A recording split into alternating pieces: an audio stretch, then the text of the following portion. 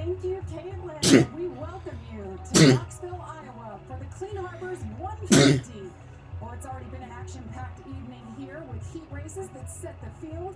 36 drivers are in, including 7 with dirt experience. Now, one of those... Hello, everyone. I am BowserJrXD. Welcome to the... Okay, let's get this up a little bit. There we go. The Clean Harbors 150 at Knoxville Raceway, round 13 of the Camping World Truck Series. Out of 13 out of 23 races, we're now officially entering the second half of the season. 4 races to go in the regular series season playoffs, but no one has secured a spot by points yet, and that probably won't happen until, well, the last 1 or 2 races. Hostavar is going to be starting in the outside pole to Derek Kraus. The starting lineup's positioned right here. Put that injury aside and qualify second for tonight has been nothing short of impressive. So many storylines. Let's now go trackside. I've got my die cast for the race. One that was a dirt racer. Once again, the deceased Jason Leffler. Please rise if you're able and remove your hats. And please welcome to the stage the Iowa State Sheriff Department Association Color Guard as they present our nation's Okay, colors. I'm gonna figure out something to do with my window. It's a little better than what I got. With tonight's invocation, please welcome from the New Covenant Church in Knoxville, Adam Hinkle. Would you pray with me? Father, we thank you for this gorgeous night to race. We thank you for this amazing, these amazing facilities and racetrack. Father, we pray that we would enjoy them and enjoy one another in the way that you desire. Most of all, God, we ask that here we we go. enjoy you. I gotta change my monitor. All of eternity. We pray, God, that for protection for all the racers, all the crews, all the staff here tonight. And most of all, God, we pray that you be glorified by everything this evening. We pray in Jesus' name. Amen. Race fans, please remain standing for tonight's national anthem played by Phil Haig. My who?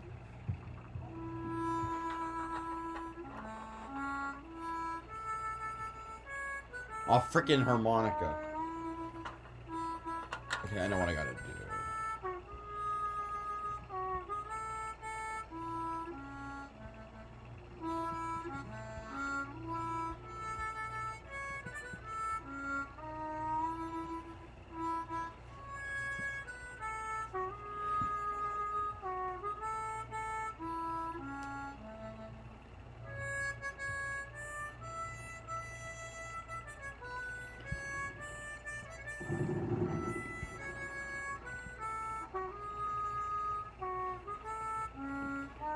There we go.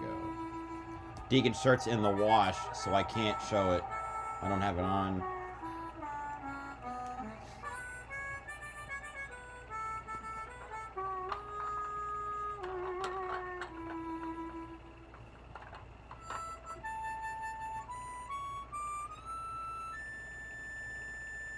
Ain't no home if they brave. Damn. Okay, now it's starting to hurt my ears.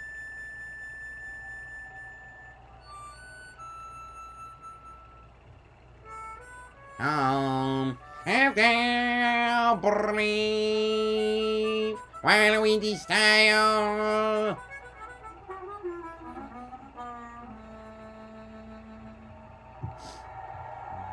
Let's hear it for Phil Haig and his beautiful...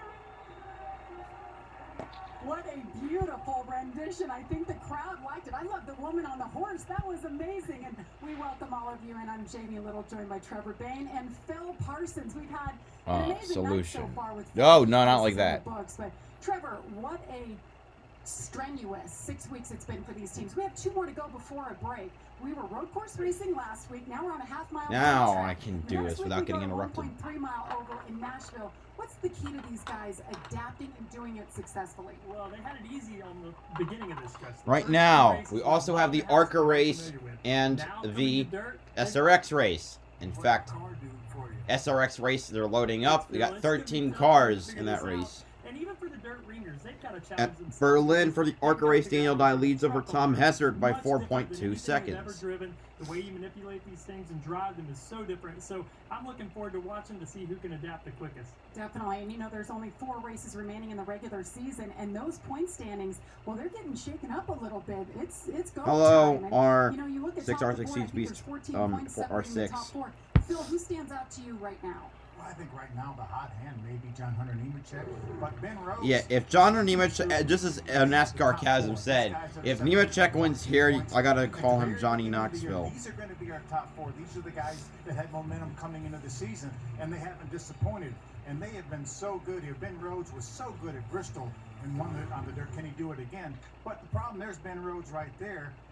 Trevor, you talked about this stretch of races. We've run 6 of the 8 races right now. And let's take a look at the guys that have performed over this 6-race stretch. You see John Hunter Nemechek, 227 points. He's our leader. One name you don't see on there is Ben Rhodes. He has actually lost 48 points, 48 less points than John Hunter Nemechek over the same stretch of races. He's still in the point lead, but just very precarious. One name you see on there, Ty Majeski. He's the guy in the move right now. He had the 3rd most points in that 6-race stretch. So I think now we have to make that top 4 our big 5. Absolutely. Things certainly heating up there in the points department. Things starting to heat up here from Knoxville. The fans are ready. The drivers are ready. We will fire engines after this.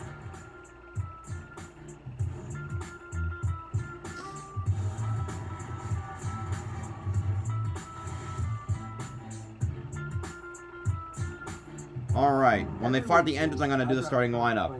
Back to SRX. Oh, come on! Today at GetRoman.com/TV. Roman, official partner of Major League Baseball.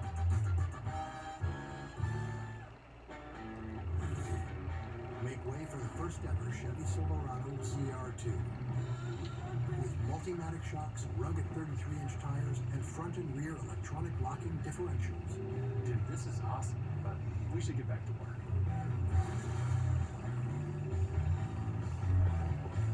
It's good? Perfect. If you're going to work remote, work remote. Find new workspaces, find new roads. Chevrolet. Does daily stress leave you All feeling right. out of sync? Getting it. Then Stress Relief Body Wash with a plant-based adaptogen helps alleviate stress on skin so you can get back in sync. New Dove Men, a restorative shower for body and mind. The new season of Big Brother starts Wednesday, July 6th on CBS. While most drivers spend their lives going from point A to B, in America, we're all about point X. That's why our most versatile BMW X-Range vehicles are proudly manufactured right here in Spartanburg, South Carolina. The BMW X-Range, your next X-Venture starts here. Visit your local BMW center today for attractive lease and finance offers. The summer sale at Raymore & Flanagan is going on now. Refresh your home with a huge selection of styles, in stock and ready to deliver. Get up to 30% off select items and 10% off everything else. Or take advantage of financing options that fit your budget. Get up to 60 months with no interest. Shop in-store or online and freshen up your outdoor space, living room, bedroom, or dining room. Don't wait. It's the final weekend for these savings at Raymore & Flanagan. Injured, our America's largest injury firm, Morgan & Morgan, for the people.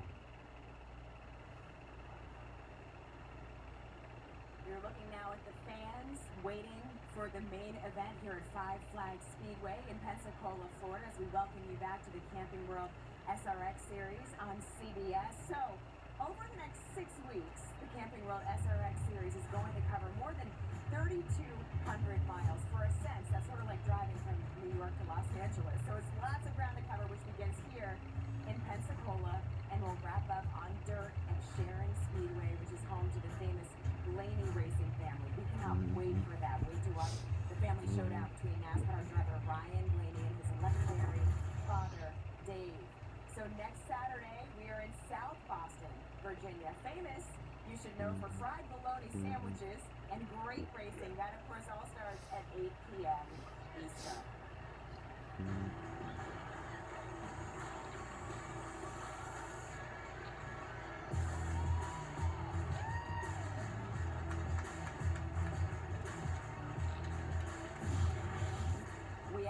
earlier in our poll which driver you believe is going to win the main event. You told us on Twitter you believe it's going to be the local legend, Bubba Pollard. All right, talking about the SRX, I believe Kanan will win the SRX race.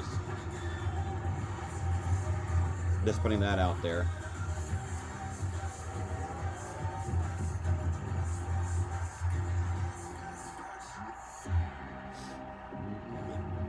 Welcome back to Knoxville Raceway. Located just Also, my 35 iceberg video had some problems. It will be uploaded tomorrow. I got all the editing bugs fixed. They sure do love their dirt racing as the sun looks to be setting Alright, here. it's A a very 180. special man now going to give the command. Let's go trackside and hear from him.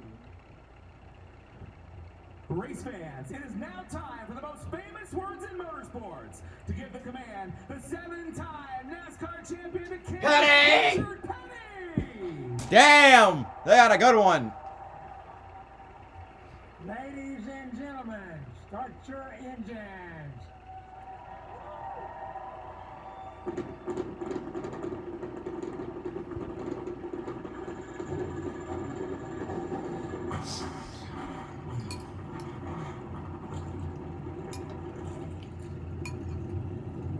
The king of cool, the King Richard Petty. Pretty cool to have him here tonight. It's an off weekend for Cup, but he is here to support the track and his grandson. That's a Thad Martin. lemonade We'll talk straight about from him Trader later on. Joe's. Now let's take a look at the Clean Harbors 150 starting grid. Starting on the front row, Derek Kraus on pole for the second straight year in a row. Jamie, this road 2 is pretty strong here. Ben Rhodes looking to back up his Bristol Anyway, reserve alongside one moment. Stuart Friesen. The DNQs today were Norm Benning in his number 6 and Braden Mitchell in the number 53 Sparks Motorsports truck. Starting 36th, driving the number 24, ChevyLiners.com Chevrolet for GMS Racing, Jack Wood. Starting 35th, driving the number 12, Freedom Warranty Chevrolet for Young's Motorsports, Spencer Boyd. Starting 34th, driving the number 45, Auto Parkett Chevrolet for Nice Motorsports, Wallace Allen. Starting 33rd, driving the number 43, Spry Chevrolet for Rayum Brothers Racing, Devin Rouse. Starting 32nd, driving the number 9, Raceline Chevrolet for CR7 Motorsports, Blaine Perkins. Starting 31st, driving the number 33, PatrickFabrication.com Chevrolet for Rayum Brothers Racing, Braden Laster. Jeez, sorry. Starting 30th, driving number 3, Townline Variety Chevrolet for Jordan Anderson Racing, Dylan Westbrook. Starting 29th, driving the number 20, Clean Harbors Chevrolet, title sponsor of the race, for Young's Motorsports, Brett Moffitt. Thad Moffitt, excuse me. Starting 28th, driving the number 56, Hill Motorsports Toyota for Hill Motorsports, Timmy Hill. Starting 27th, driving the number 61, Bama Buggies Toyota for Toy Racing Enterprises, Chase Purdy. Starting 26th, driving the number 46, Sparks Toyota for Glory to God Racing, Bryson Mitchell. Starting 25th, driving the number 44, F&B Corporation Chevrolet for Nice Motorsports, Chris Wright. Starting 24th, driving the number 30, Sparks Energy Inc. Toyota for On Point Motorsports, Joey Gase. Starting 23rd, driving the number 22, Concrete Supply Destiny Homes Chevrolet for AM Racing, Brett Moffitt. Starting 22nd, driving the number 91, Gates Hydraulics Chevrolet for McAnally Hilgeman Racing, Colby Howard. Starting 21st, driving the number 88, Ideal Doors Menards Toyota for Thor Sport Racing, Matt Crafton. Starting 20th, driving the number 98, Thor Sport Toyota for Thor Sport Racing, Christian Eckes.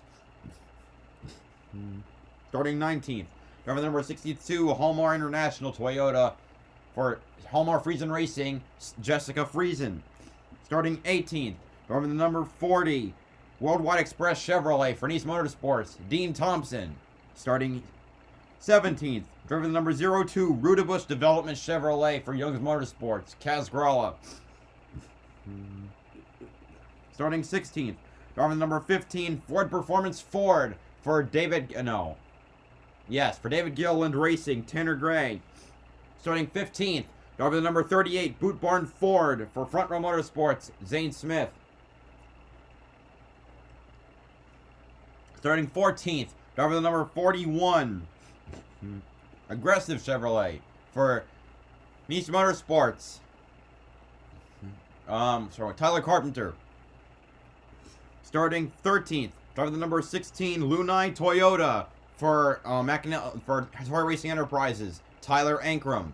Starting 12th, driver the number 25, Rackley Roofing Warstock Chevrolet. For Rackley War, Matt DiBenedetto. Starting 11th, driver the number 23, Champion Power Equipment Chevrolet. For GMS Racing, Grant Enfinger. Now for the top 10. Starting 10th, driver the number 18, Charge Me Toyota. For Kyle Busch Motorsports, Chandler Smith. Starting 9th, driver the number 17, Frontline Enterprises Ford. For David Gilliland Racing, Todd Gilliland. Starting 8th, driver the number 1, Monster Energy Ford. For David Gilliland Racing, Haley Deegan. Starting 7th, driver the number 66, Road Ranger Toyota. For Thor Sport Racing, Ty Majeski. Starting 6th, driver the number 4, Mobile One Toyota. For Kyle Busch Motorsports, John Hunter Nemechek. Starting 5th, driver the number 51, Mobile One Toyota, for Kyle Busch Motorsports, Buddy Kofoid. Starting 4th, driver the number 52, Hallmark International Toyota. For Hallmark Friesen Racing, Stuart Friesen. Starting 3rd, driver the number 99, Tenda Toyota. For Thor Sport Racing, Ben Rhodes.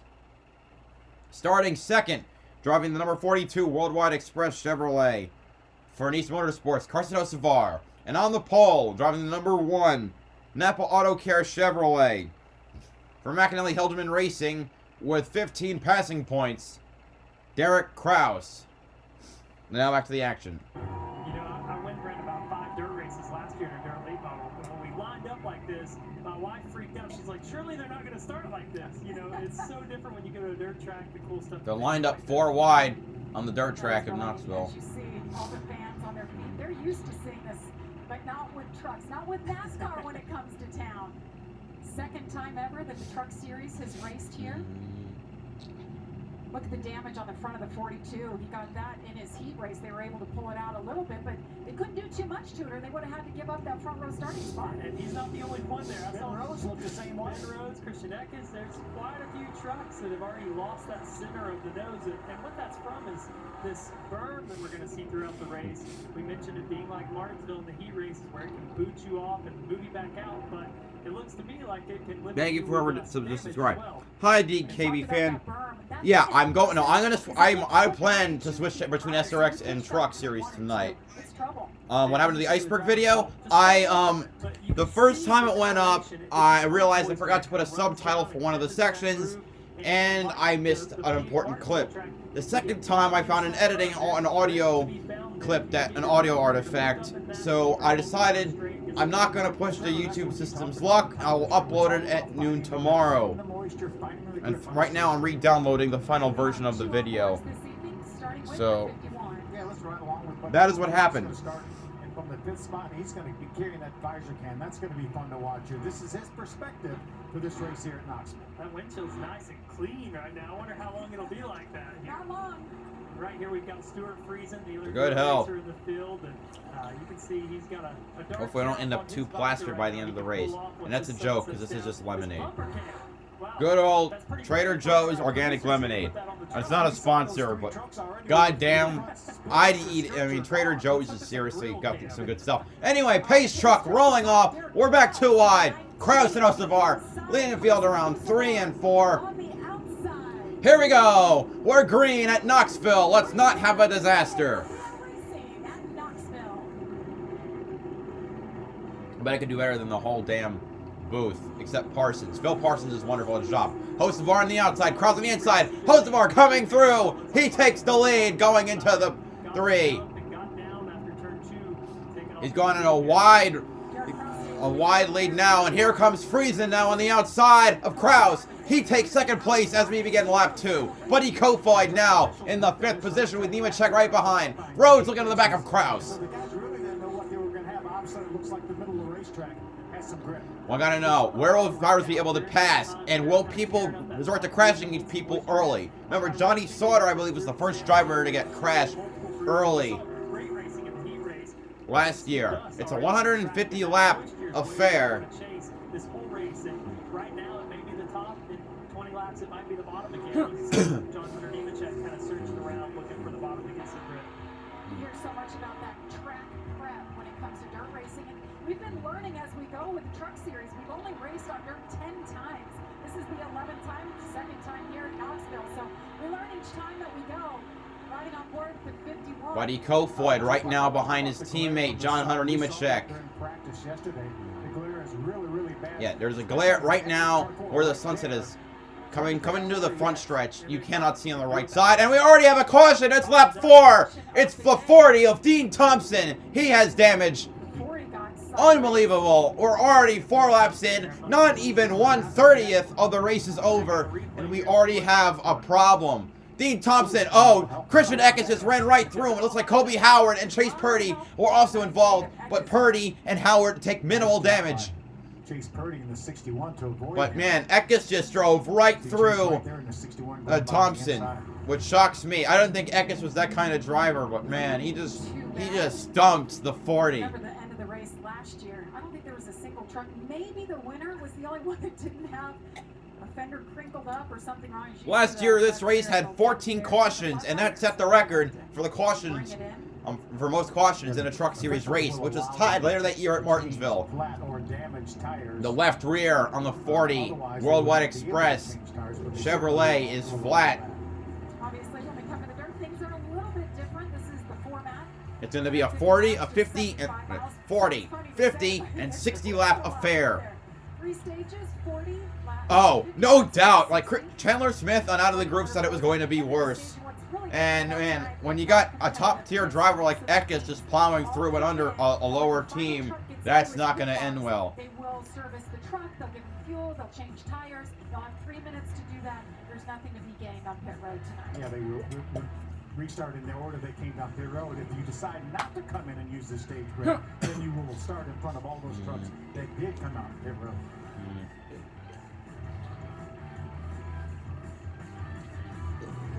So Carson Hocevar now our leader early on. Stuart Friesen in second. We're now 1/25th of the way through the race. That's 4%. Middle high groove, I'll call it for now. I'm going to switch over to SRX now and see who is leading right now. Current leader, my pick was Tony Kanaan. Right now, Bubba Pollard leads, then Marco Andretti, followed by the 6 of Kanaan. Stewart 4th, Castro Neves 5th, and Waltrip 6th. Yeah, the race just started. Paul Tracy making a move on the inside of Michael Waltrip for 6th. Behind him is, actually no wait, Newman is in 2nd, not Marco Andretti. I misread the number. You got 5 cars battling right there. Now we're seeing another look at the pass that Paul Tracy pulled on Michael Waltrip. Even a good old bump. Just a bump. The bump and run. That's pure short track racing again. Now Waltrip fighting with Bill Elliott. That is the battle. Oh, Michael Andretti looks like being forced out of the groove. Right now he is back in 11th. The gap between Pollard and Newman is about 1/5 of a second. The top 5 running single file to each other. It's a 75 lap race. That's short, relatively speaking.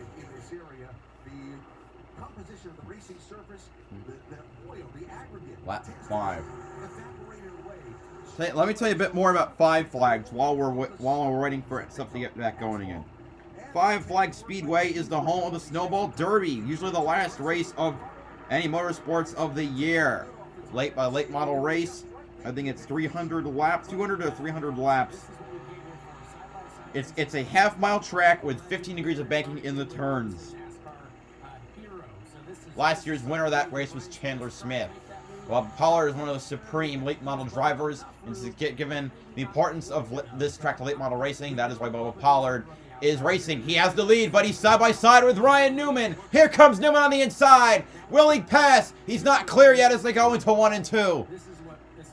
Great side-by-side racing, and it's allowed the about 3 cars behind to close in. Newman almost clears, but now as he enters 3 and 4, he has to drop low and shave a little speed off. Now coming off of 4 to start lap 9. He still isn't clear. We've got great racing right here, side by side, door to door. Neither driver giving an edge, but Newman will clear for the first time since whenever he led in NASCAR. Ryan Newman will pace the field in at number 39. He hasn't won a race in, what, 5 years now? Since 2017 Phoenix? When he drove the 31 car for RCR.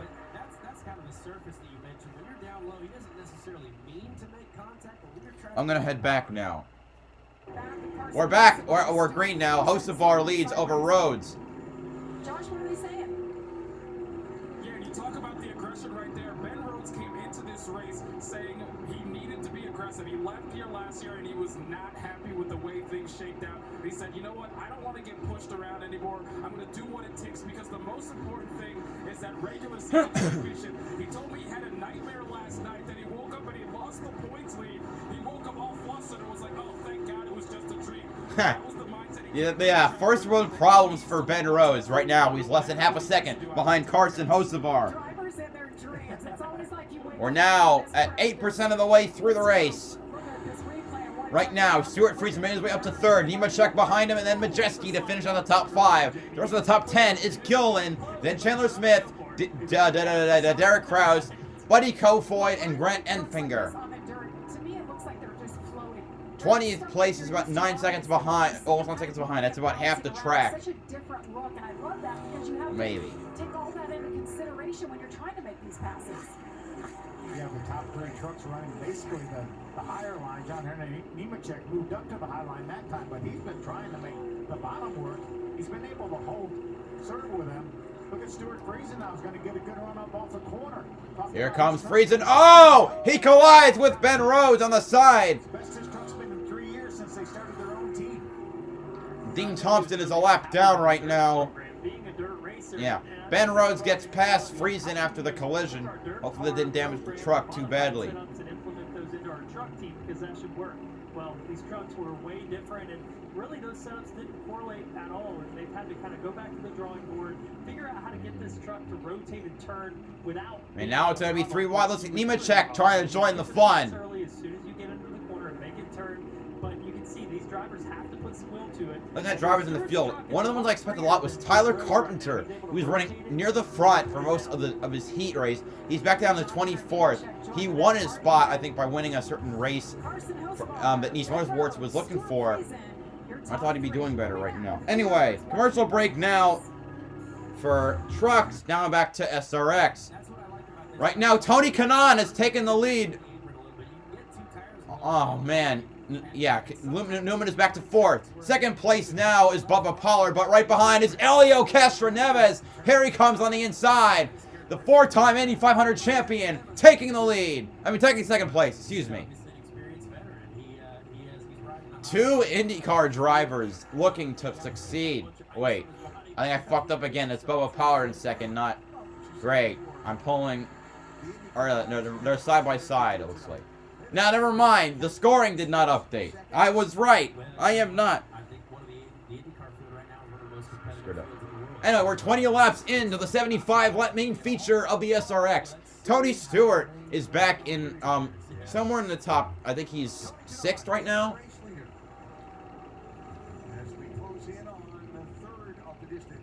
Yeah, Stewart is in 6th. Top 5 are Kanaan, Castroneves, Pollard, Newman, and Labonte. And now they're just pulling the caution flag for the hell of it. Because why not? They've admitted they're purposely throwing cautions to make the racing entertaining. I disagree with this mentality.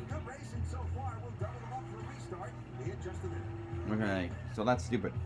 Canadian Grand Prix? No. I would love to, but few realms. 1, F1 makes me fall asleep because it's so boring. And 2, I'm going to be at my cousin's house for Father's Day.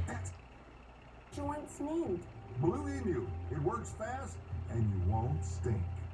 Single serve fancy feast petites are just for her. Anyway, why don't we check on the ARCA race? And also, artificial preservatives or colors. how are my stats doing for this? Just what you want. Fancy feast potatoes. Oh, we're up to 633. Thank you, whoever subscribed. I sincerely thank you. All right, we are at 55 views right now.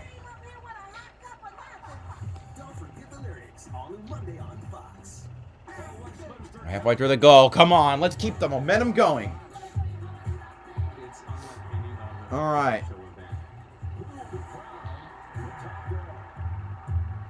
Checking back with Flow Sports. That's where I have Mav TV on here. But Welcome back to NASCAR Truck Series Racing from Knoxville on FS1, presented by Blue Emu. cars passing on the lap. Truck of Dean Thompson. Daniel Dye leads with 40 laps to go. I didn't even think about the roof cam, but I hear the bumper cam's already gone. It looks like unbelievably, Brad Smith, the owner-driver who's driven for so long, will get his second career top 10 in like his 500 or something start. Heavy lap traffic already for these leaders. Heather, you have an update on Stuart Friesen? Yeah, I just wanted to add to what Trevor was saying about the 52 of Stuart Friesen and getting this truck to where he wants it to be. It's actually been a slow progression. I talked to his crew chief, John Leonard. Daniel Dye won the race last year. Anyway, Hocevar leads. Friesen in second now, followed by Nemechek, Rhodes, and Gilliland for the top 5. Current top 10 then makes it Kraus, Majeski, Chandler, Enfinger, and Buddy Kofoid. Oh, we got a big gaggle of cars battling. Some lap cars already. Dean Thompson as well, the 20. That 20 truck is Thad Moffitt, the great-grandson, the grandson of Richard Petty.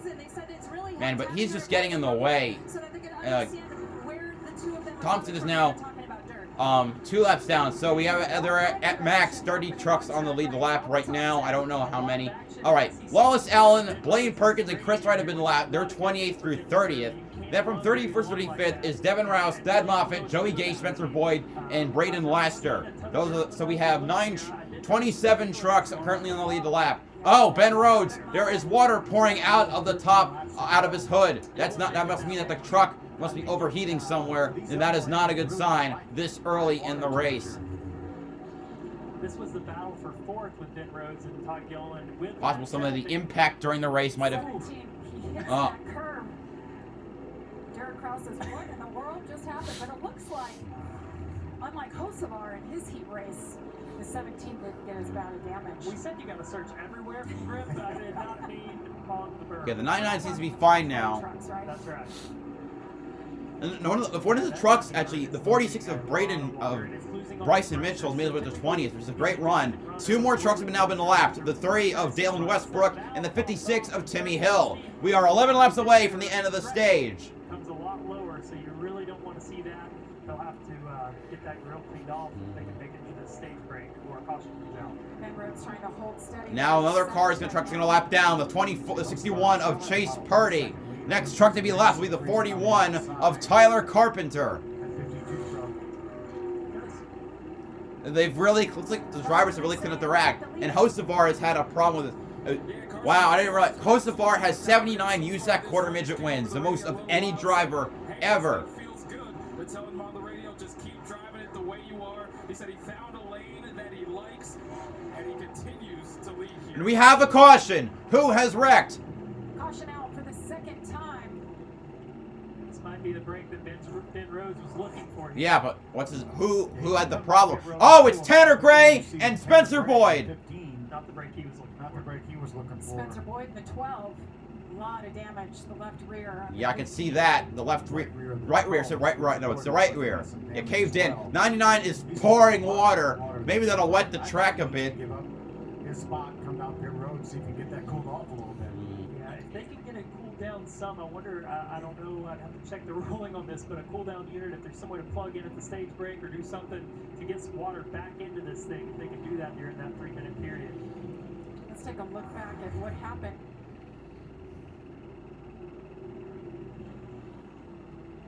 That's Spencer Boyd. Ooh, see him get together. Spencer on the outside of the 15. Yeah, oh, he impacted the wall hard. And then the 17 tried to, 12 couldn't avoid him, and he slammed right into the side.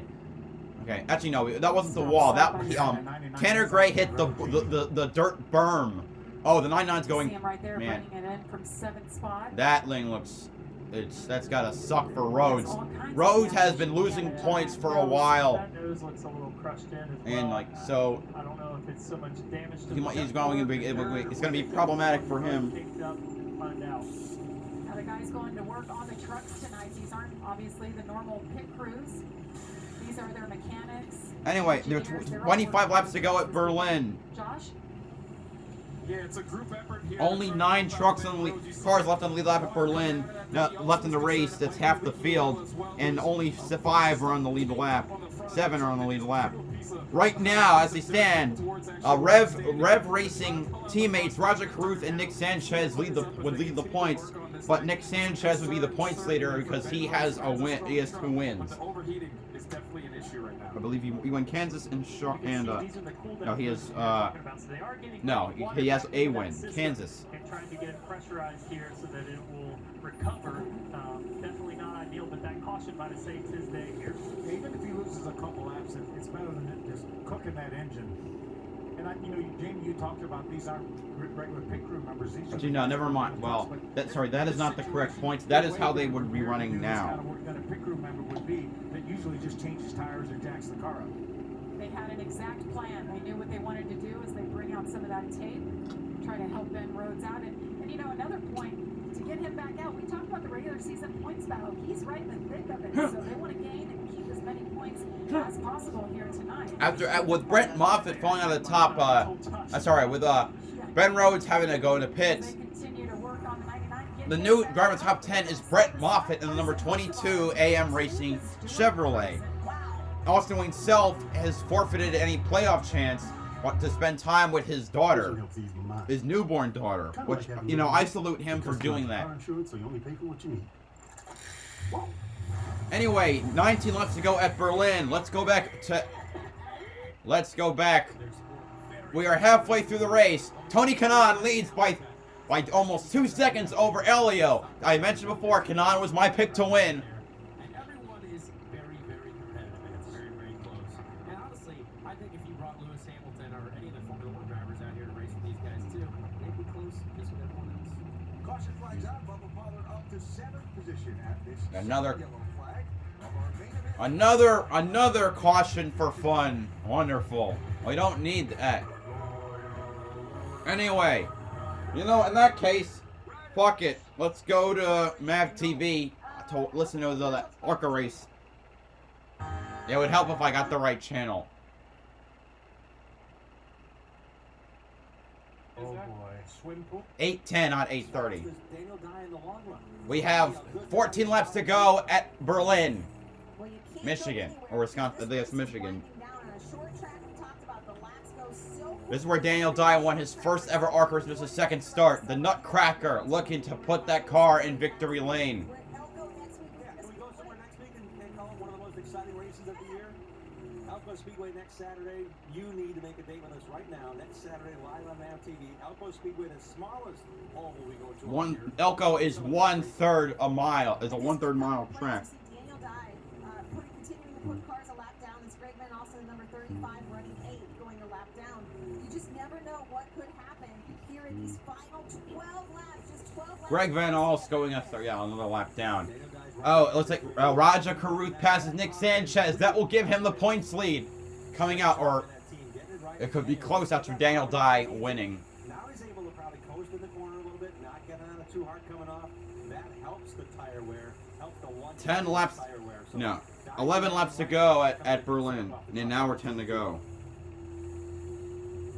Such a beautiful racetrack, Berlin Raceway in Marne, Michigan, Western Michigan. We see the grass and the asphalt, no backstretch wall. I gotta tell you, I've been here. It's a 3-point bonus for leading the race. Where a car is going off the backstretch and they couldn't find it. They had those scorers with those clipboards back in the day, and they held those scoreboards. All right, the main contenders, a guy has led. He's in 3rd, and he will have led the most laps. And with the pole, that gives him an extra 3 points. He'll finish 6. He will get 6 positions ahead of Caruth, 5 ahead of Caruth. So that gives him an 8. That will give him 8 points gained. So as the ARCA drivers run right now, Carruth would lead by 1 point over both Daniel Dye and Roger and Nick Sanchez, his teammate, after Berlin. The 3 Chevys this year have been super competitive. Venturini has been less so. Although their teams are running well. Hestert in 3rd in the 15, Love in the 4th, and the 20 in 4th, and Breidinger, who has been running, well, less well. Anyway, I'm going back now to the Truck Series race. What do you guys think so far? I think the racing's been great. I love the way the racetrack is right now. It's been fun to me, and these fans are there super early for a dirt track. You know, normally you don't have to show up until 10:30 p.m. to get started, so they're excited to keep this going. That's right. Well, we documented the 99 came in. Josh, what are they saying? Did they fix it? Yeah, well, they think they fixed it. They said the issue was there's a big hole, as you can kind of see it still on the front of that truck. So it just got really caked up with dirt, led to it overheating. They said some oil also. 6 laps to go at Berlin. So big issue, but Rich came over the radio and told them, hey, we're only 1 lap down. We have a Ben Rose is 1 lap down. So I don't know who got the free pass. I think it was Chase Purdy. All right now there are 3 to go in the stage. He lost a lap as well. I think that's probably Ben Rose's goal here in these next 3 laps is see how many he can. All right, I think that's the 1 to go signal we're getting now. Boy, it's going to be a 1-lap shootout for the end. Yeah, 1 lap. It could get crazy now because we're battling for anywhere from 1 to 10 points between the top drivers. 4 laps to go at Berlin. We only have 21 trucks right now on the lead lap. But Sammy Smith looks like he might be closing in a bit on that 43. Pretty a little bit in the race day show. It's not like anything that can bite you or hurt you. Oh man, he's getting really close. Actually, wait, no, Sammy Smith passed him. No, wait, Daniel Dye ran out of fuel, I think. There's Chase right there. Sammy Smith passes Daniel Dye. Oh man, Dye is falling off the. Oh my God. Daniel Dye runs out of fuel with 4 laps to go. Oh my God. Toyota now leading. Sammy Smith looked to get his first ARCA victory. I think he hasn't won a race yet in ARCA. He dominated ARCA East last year. Is dominating right now. Now he's gonna take the white flag. 1 lap to go for both the race. Oh, Daniel Dye has fallen to 6th place. He's a lap down. Anyway, the trucks running for their final lap of the stage as well.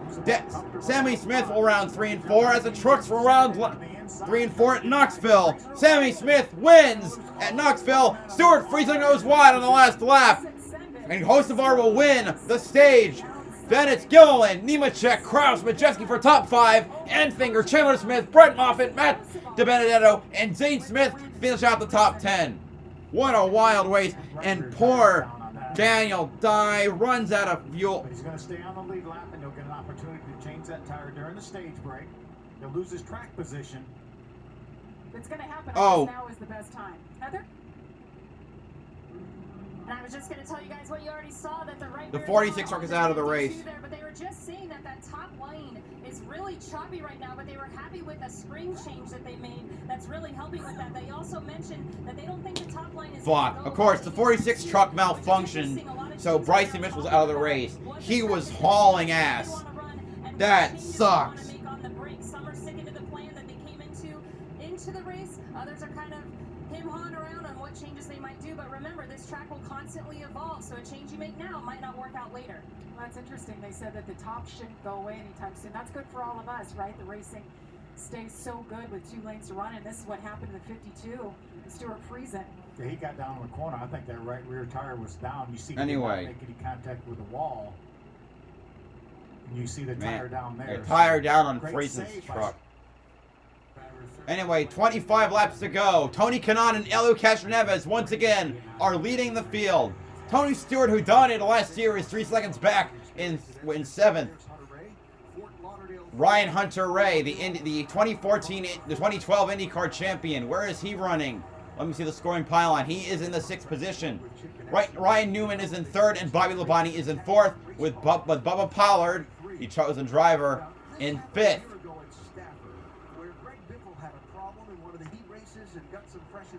And came rocketing through the field in the main event, but eventually kind of wore out and couldn't finish finish the job as Doug Coby got the win. I may not have perfectly recapped that whole series of events, but you get the picture. Now I get it, and you know what?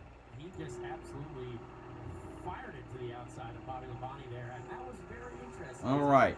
Sammy Smith wins his first ARCA race, just like another driver did last year. Bobby, well, the Labontes, Bobby and his older brother Terry, have both been always very good from inside the race car. And being a thinking man's driver, if you will, seeing the bigger picture and being more patient than most. All right, I'm gonna come. That's exactly what that I'm gonna check in 5 minutes what the truck race is like, and if necessary, I will switch back to this. I will not miss the end of the race. I predicted Kanan was gonna win this race. I want to be right. God damn it. Bubba Pollard moves up to 4th, now behind Ryan Newman, the Rocket Man. Infamously, will not let anyone pass him because he refuses to cede any position. Bubba Pollard, one of the best drivers in short tracks in America, got to get past the hardest driver to pass in NASCAR, a 4-time Indy 500 winner, and a legendary IndyCar champion. Ran top 3 this year at the Indy 500. Bubba Pollard looking down on the inside of Ryan Newman. We have another caution. But Pollard is going to have to get that position back now. With 19 laps to go. Why? This is our car. Oh, but not too much. Oh, it's doing me now. You're never going to get my power. You think your power. Hey, dog. Shut up! Compared home insurance rates. We don't need to print the internet. Some are beyond help. I will give you $100 if you can tell me what this is. All right. Hi, Barefoot Selling Adventures. Great job, bro. Oh, thank you, sir. Holy crap. Wow. Thank you for checking out my stream. Wait. Ma'am, excuse me. Thank you, ma'am, very much for checking out my stream. And Tyler Carpenter rules. Amen, ma'am. I didn't see it until just now, but thank you very much. Happy hour into nature hour. And back to an even happier evening. There are over 150 sun outdoors. I sincerely appreciate that. To your sunnier side at any one of them. Eliminating grays is as easy as combing your hair. Anyway, I'm going to keep checking between SRX and Truck Series. And we're back with the Truck Series race. Todd Dillon in the Cup Series and Brett Moffitt in the Xfinity Series. John Hunter Nemechek 3rd, Derek Kraus 4th. He started on pole there. Ty Majeski, always in the hunt. Is it sir or ma'am? I mean, I just going by the thumbnail of the last video on there.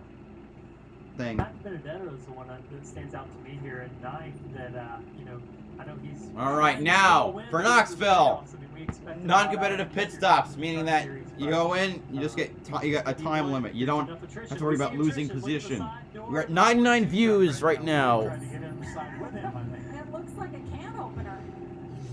Just cut the side. You did. Look at that. I don't know how you do that. Well, he held on to it. Truck's pretty darn good. Okay, once the last truck gets on pit road, then they will start the 3-minute clock, and you can do 3 minutes. Anything you can do in a normal pit stop in those 3 minutes.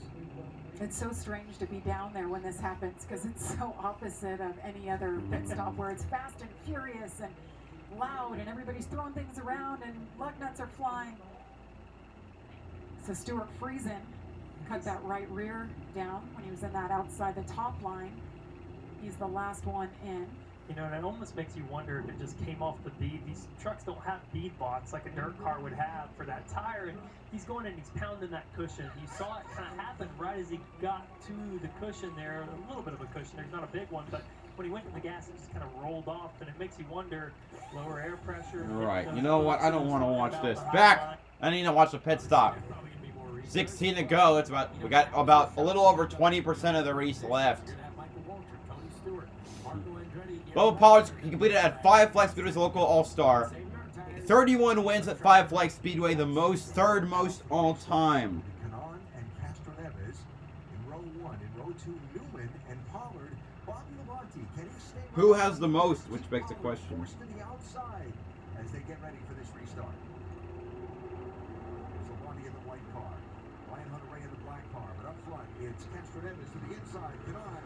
Anyway, here we go. For the last 15 laps, we are green once more at 5 flags. Kanan and Castro Neves battling it out. Right now, 1 and 2. Newman and Pollard side by side, 3rd and 4th. Bubba Pollard maybe looking to move on the high line, but he falls behind. Because as the second row does. Right now, Kanan and Castro Neves battling hard. Here goes Newman to the side of Pollard.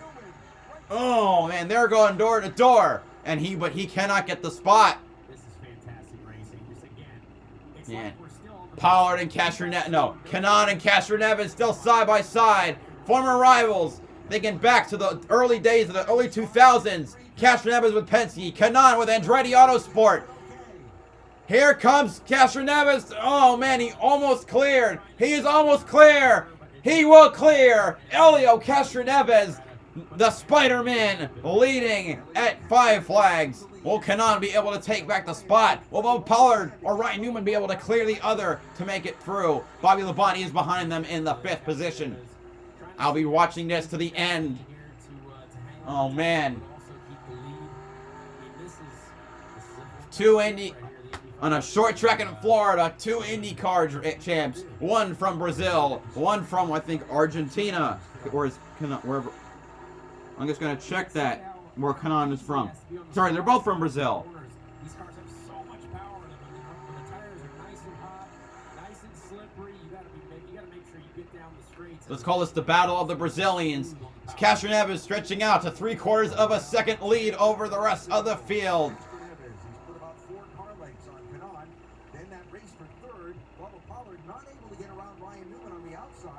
No, Newman has taken the position away from Bubba Pollard, but he's 1 second back. Kanan is right now 0.6 seconds behind.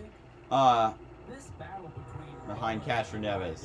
Has actually been one of the best of the entire event tonight. I think these guys are putting on a 2nd through 6th running single file. That would be Kanan, then Newman, then Pollard. Then Bobby Labonte. Okay, the Marco Andretti was in 6th. He's fallen a little ways back. Yes, you know what? It's not Marco Andretti. That is Ryan Hunter-Reay. Excuse me. I got the Andretti drove the black car last year, so I got it confused. Andretti is actually in 9th. Anyway, here comes Paul. Anyway, oh, Newman trying to make the move on the outside of Tony Kanan. Here he comes, rocketing along the outside line. Oh, he's not passed just yet. This was the Battle of the Brazilians, but Newman, the Rocket Man, trying to make ways. Here he goes to 2nd spot. He's got his nose poked ahead. He is clear of Kanan.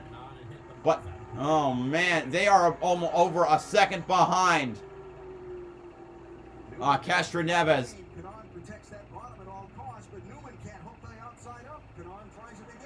Oh man. You know, Newman actually, while he's technically clear, he is not fully clear. He's not being able to slide in front of Kanan. They're side by side again. I don't know, Castro Neves only doing 4 races this year, the first 4. 5 to go at 5 flags.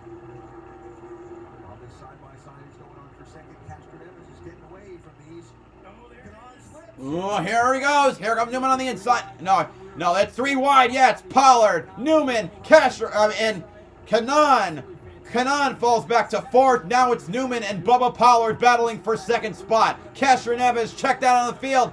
Oh, Newman squeezes by on the outside. Pollard diving down on the inside again. Oh, man. I know I'm saying a lot of stuff over and over, but there's no other way to describe it. It's good old-fashioned beating and banging. Rubbing is racing, and racing is rad. 3 to go at 5 flags.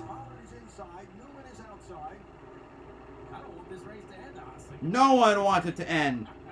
But you gotta cherish what you got. Castro Neves, half a straightaway ahead. 2 laps to go. He has cruised in at number 06, the same number with which he won the 2021 Indy 500. Newman and Pollard still battling it out for runner-up. They'll both sit on the podium, but now white flag is out. One more time around at 5 flags. Castro Neves, 6 wins in the kart, 25 wins in IndyCar, 4 Indy 500s, 4 runner-up finishes, and now, in points I mean, and now through 3 and 4, the Spider-Man, Elio Castro Neves, will win at 5 Flags Speedway. Bubba Pollard second, Ryan Newman third, Kanan fourth, Labonte fifth, Biffle sixth.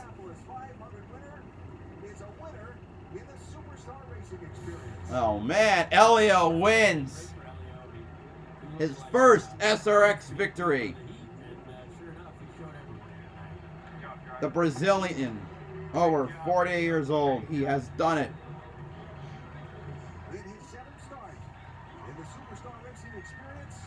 All right, I'm gonna check back at the truck race. Oh shit. All right, are we back? We're not back just yet, so I haven't missed anything. Races to go after tonight in the regular season. All right, let's go back to what we talked about. You're worried, Trevor, about the cameras. There it is, the rib cam shattering there. He was worried about the bumper cam. The bumper cam. Lord. Any cam. How about our pit crew? Check out our tech guys. Hey, that's a bit of a 3-minute pit stop. This is something, yes. Four tires, fuel, and a new roof camera. Look at that. Good as new. Thank you to our crew. Unbelievable. Stewart for what? The new that suits your life now? That's right.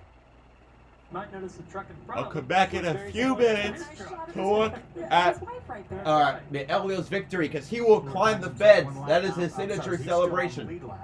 Ben Rhodes is still one lap down. Yes. And the difference between Stuart Friesen's 52 and the 62 of Jessica Friesen, there's absolutely nothing. Rookie stripe. Except for the rookie stripe. The yellow stripe right there says that she is a rookie. So they'll get everybody back out on the track and get them lined up in order. Jessica was doing a nice job too. I think she finished that first stage in the 18th position. Last year, Jessica Friesen beat her husband. Well, as we wait to fire him up again, let's get an update from Heather.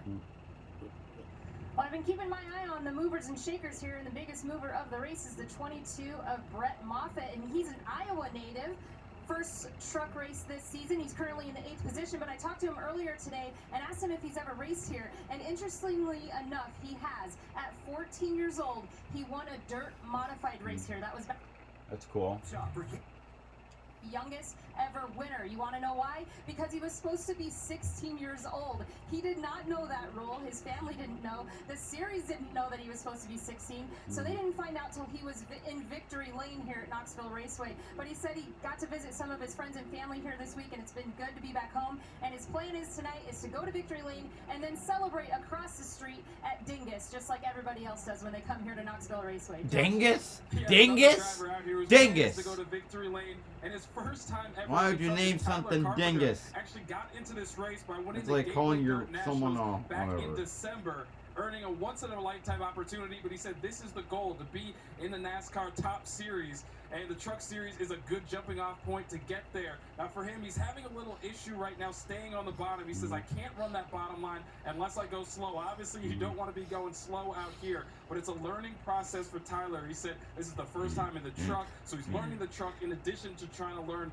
this racetrack. And he said another difference is for him, he doesn't usually have a spotter or someone in his ear, so it's all a learning process for Carpenter, who's running 19th in that first stage, guys. Such a great story on Tyler Carpenter, who's 19th right now, but talk about a big stage. This is a lot different, a lot more eyeballs on him than he's used to. And he also may not be used to having a mirror, a rearview mirror in his dirt car too. So, well, I tell you, when you don't have a spotter and you're in a dirt car, you have to use every part of your brain. You've got to figure out how to search around. You know, you're looking, you're listening. When you get a spotter, it's almost like a cheat code. It's like, hey, run the top this time, and you jump up there and try to figure it out. But I'm sure him knowing these dirt tracks so well is going to pay off well for him tonight. The reason he's in that truck is from winning a dirt late model race. Al Neese said, whoever wins this race is going to get to drive my truck in Knoxville. Tyler won, and he said, man, I don't think Al Neese knows what he's getting himself into here. I just want to hear him interview. Are we done yet? He has a personality, you could say. Oh, and you talked about the race he won? Here's a picture in Victory Lane. Oh, that's so cool. Well done, Al Neese. We need to see more of these types of things, you know, to get these local dirt track racers on a national platform to see what they can really do. Well, track prep continues, so the action can continue to heat up as it's done. Stage number 2 is next. I worked really hard to get into P1, so we got it, man. Thanks, for the Stars, 4-time Indy 500 champion, now SRX winner. She's got LL hammering it up. You gotta love it for him. What is he, like 44 now? The excitement. If you have untreated severe breathing problems. Anyway, now it's only NASCAR Truck Series, and now we have to wait. Because goddamn, we haven't suffered enough, apparently. Cause death, slow heart rate, liver or breathing problems, increased blood pressure, macular edema, and swelling and narrowing of the brain's blood vessels. Though unlikely, a risk of PML, a rare, serious, potentially fatal brain infection, cannot be ruled out. Tell your doctor about all your medical conditions, medications, or if you are or plan to become pregnant. If you can't get pregnant, control during treatment. Wait, wrong button. There we go. Wrong remote. I don't like waiting ever in my life, but sometimes you gotta deal with it. So I don't know what rhymes with life. It's really quite annoying, regardless of what goes on. The only thing that could be worse would be if I wore a thong. That would not go well on stream, I don't think.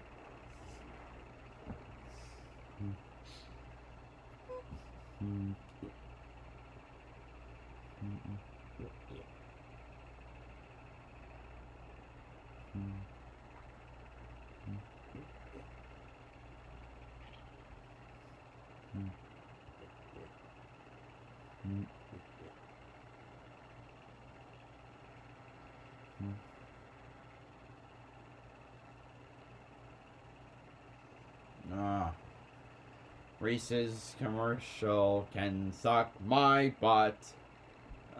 Tooth repair. No thanks.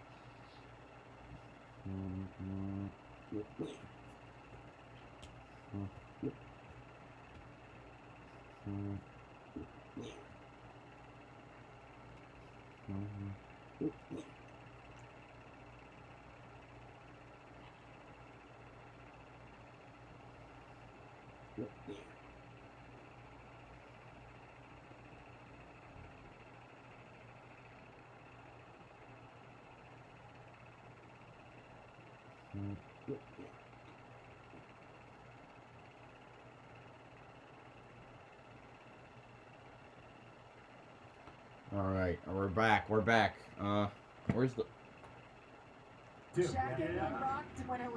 Couple trucks staying out. Tanner Gray, Jack Wood, Timmy Hill, Dean Thompson, Devin... Oh, fucking hell.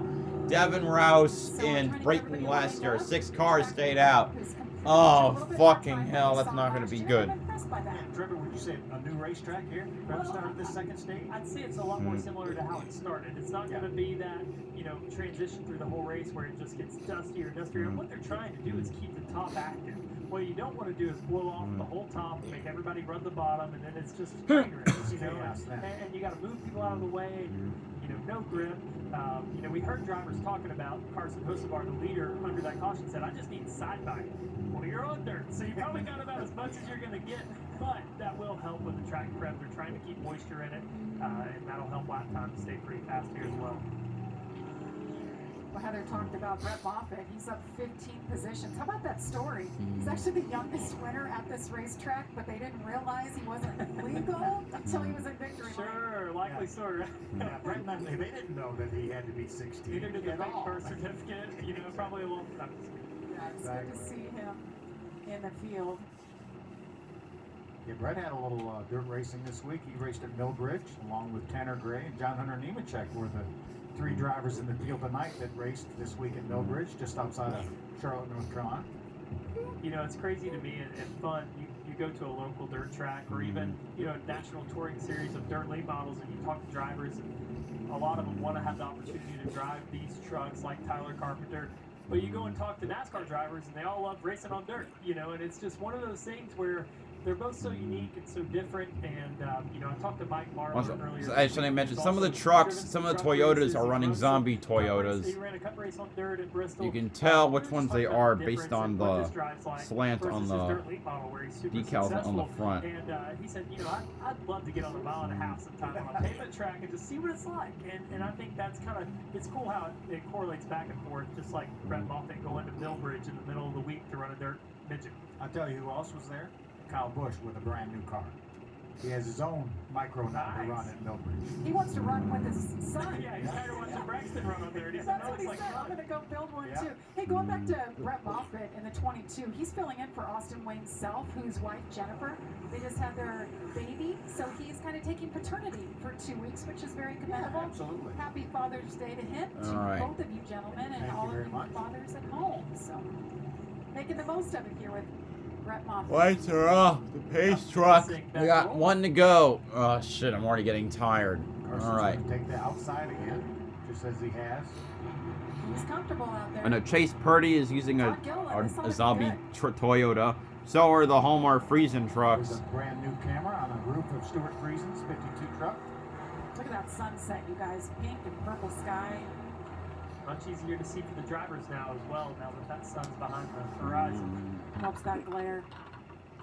Leffler enjoys what he sees. All right. Here we go. Green on once more at Stage 2. Knoxville.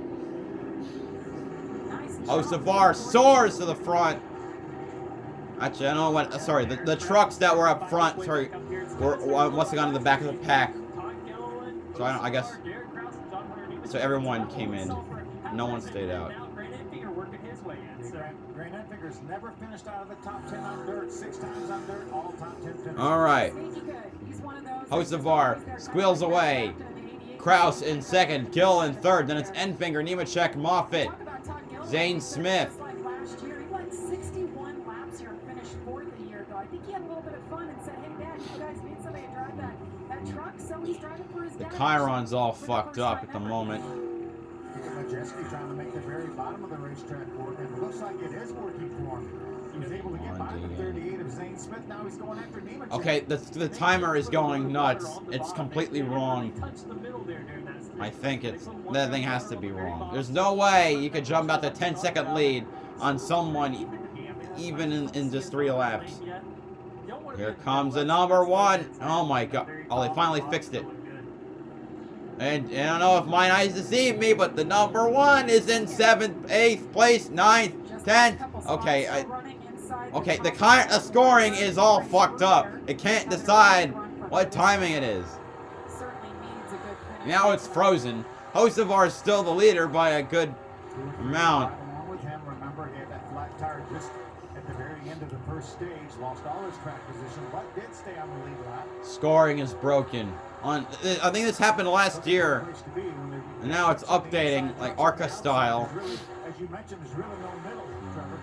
Yeah, it's really tough to be patient in this setting. Friesen is in 17th right now. His wife Jessica is in 20th. 45 laps in. That's 30% of the race done. I'm going to check chat real quick. Right now, we have 27 trucks in the lead lap. Derek Kraus catching up to Carson Osavar. He makes the move down to the inside. Will we have a new leader? Not just yet. Kraus has to... Oh! Osavar gets a little sideways through that turn, but he gets it straight again. And all right, Osavar keeps the lead, but Kraus is definitely challenging with a strong truck today. bit to get clean air. It helps it turn. Right now, if you're Derek, you've got to stay to the top. Either make Hocevar make a mistake, or you got to go polarized all the way to the very bottom. But that left front headlight out for clean air, it isn't really going to work right now with the way the track's slicked up in the middle. Yeah, they're lucky to even have a left headlight. I noticed on Hocevar has been so close in so many races this season. Truck bed area, his truck bed. Tailgate. It's all bashed in. Yes, it was bashed in where the yellow rookie stripes are. Trying to let his tailgate down. Man, it's a great battle for the lead. Scoring's going nuts again, and now it got fixed. So if the caution flag were to come out, he would get the free pass. But we're going to see some probably more trucks get lapped here soon. He needs that caution to come out pretty soon. You know, another one holding her own is Haley Geegan here. She's still in the top 10 as we mentioned. Don't jinx it, Trevor! Brayton Lester going a second lap. No, he's the last truck on the lead lap. Won her heat race, and now she's holding Ben Rhodes is battling Ankrum for God knows what position. With adjustments and really has been right there most of the day so far. Ben Rhodes with his overheating issues earlier. Down a lap, shown. But I'll say no woman has ever had more than one top 10 in the truck series. And I believe only one, I don't know how many top 10s Danica got. She got one top 5 in Xfinity. I know she had 6 in Cup. And no surprise that these three have found their way to the front. Right now, top 3, Hocevar, Kraus, Gilliland. They've lapped around Devin Rouse again. Starting to see that lane they're running in the middle start to shine up a little bit. Ooh, Kraus looks like he washed up a bit through 3. Spencer Boyd another lap down now. Who's the next truck that's going to go a lap down? I want to keep seeing that over and over.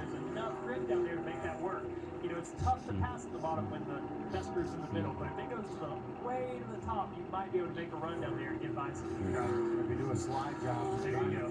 Singing in on the bottom and slide up in front of him. Exit. Lap traffic's going to start playing a factor here as well. Yeah, the leaders are coming to a ton of lap traffic. And next up, oh wait, the 46 is back on track. That's Bryson Mitchell, who's 3 laps down, and then I think the 20 of Thad Moffitt next. Yeah. Strong when it comes to dirt racing. It's like no matter who gets in that truck, they're going to have a solid setup and obviously time adjustment. I wouldn't mind any of the 3 drivers that are in the lead, are leading the race. Going to victory lane. Next 2 trucks to be left would be Jack Wood and Dylan Westbrook in the 24 and 3 trucks, respectively. Interesting to see how it changes.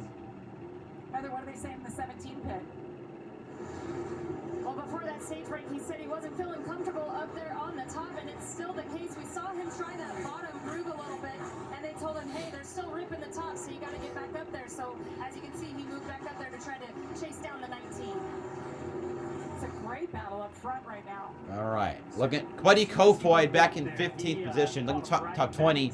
Tyler Carpenter up in 18th. Not bad. All right. Soon I can see the 24 truck just coming up ahead. Man, anyway, Todd Gillen makes the pass on Kraus for 2nd spot. I'm gonna be this race has been great thus far. The trucks have not been getting each other's way as much. This has been a fantastic race along the lead.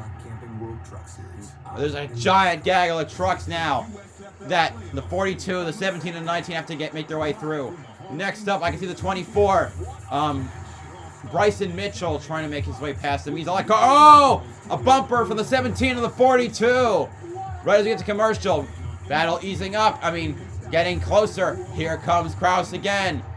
There's, the 2 left trucks coming up. Oh, we're under caution. We're under caution. Who has the problem? It's Jessica Friesen. She's stuck on the berm. And of course, as we go to commercial, this happens. What a joke. History of high-speed doors to life. And passion for good times fuels it all weekend long. For kids, that truck is stuck on that berm. Stuart Friesen made his way to the field at the 10th.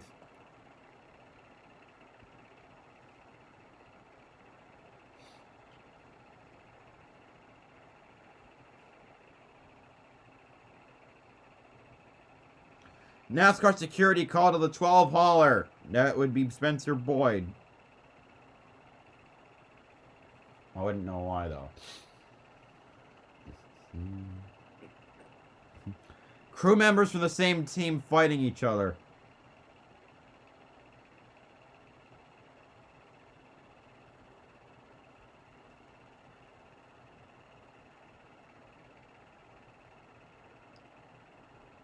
Let's say the 62's day is over. That sucked for Jessica Friesen.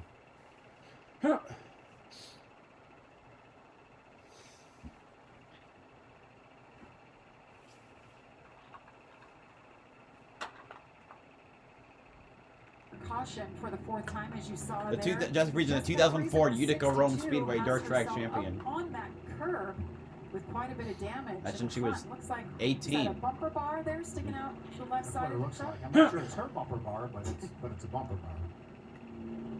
Unfortunate for Jessica Friesen. Let's check in with Heather.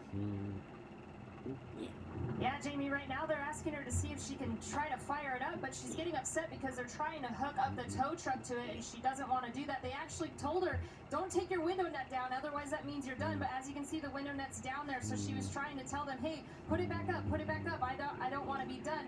They did say, the team, though, however, we're trying to assess the damage here, and they said it looked like a radiator mount was broken, but they weren't seeing any fluid leaking from below it, so they said if we can fix it, we will. But as you can see right here, they are hooking up the tow truck to it, and they're not happy about that right now.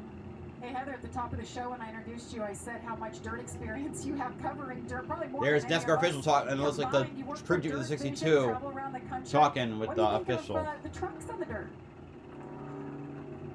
It's a lot of fun to watch, that's for sure. It's a little bit different than the dirt racing I've been covering this week. I've been covering Summer Nationals, as you mentioned, for Dirt Vision, which is late models and modifieds. We were at Kankakee Speedway, Peoria Speedway. I came from Davenport Speedway straight here to Knoxville, so I've definitely been getting dirty. Buddy Kofoid's got a fucking mop in his car to clean his windshield. These drivers trying to figure Wow. it out and try to make what works on the dirt in the dirt cars work in these trucks, because it's definitely a challenge for them. Look, talk about the mop! Talk about the mop! I don't know how you've even kept it straight all the places you've been this week, but we're certainly... You missed it! Oh my god! Fox, shut that bitch up and talk about... Nationals, and that's coming up at Knoxville Raceway in August. What a long, rich history. I know that, Kelly.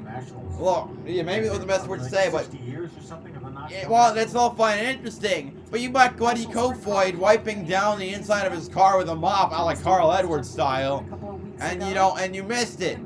Ah, God. That's the Fox problem. Sometimes it's just the everything around the broadcast is bad except for the commentary. Commentary is just bad in the truck series in general. For horse racing. First race here was 1901. First motor car race. There's 1961 was the first Knoxville Nationals. Won by Roy Robbins. Steve Kinzer was the most national wins. I grew up watching him, man. I loved watching sprint car racing. I'm from Knoxville, just the wrong state, Tennessee, and we love some dirt racing around there. So I loved watching these guys growing up. Good stuff. Well, we're having a great time tonight. 89 laps to go. We'll drop the green once again momentarily. Yeah, momentarily, my ass.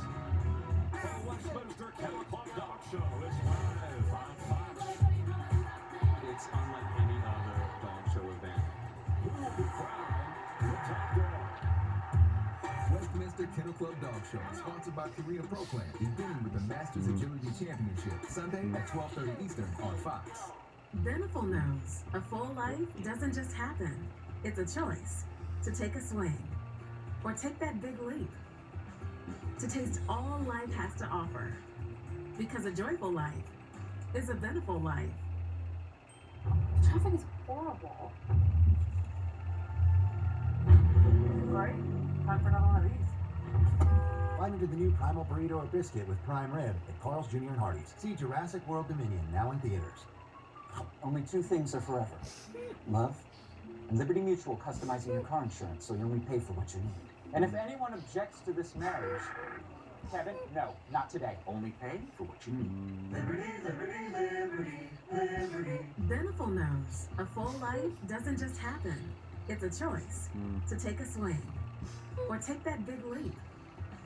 To taste all life has to offer. Because a joyful life is a beneful life. With spirits in the bag, This is scary. I know, the right? action will be lit. Oh my god. Ray, you okay? Oh no. Only MasterChef back to it. Oh, Emily from MasterChef, my favorite chef from the last few seasons, and she won the and she's back and she won the first challenge.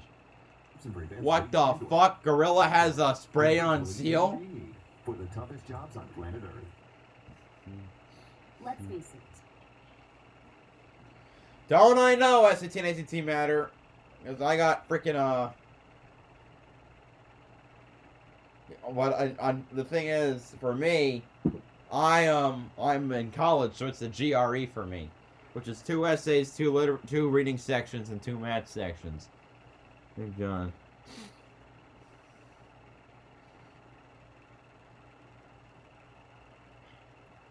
Oh God, I hate waiting. This one, supermodel. That one was not that not that hot.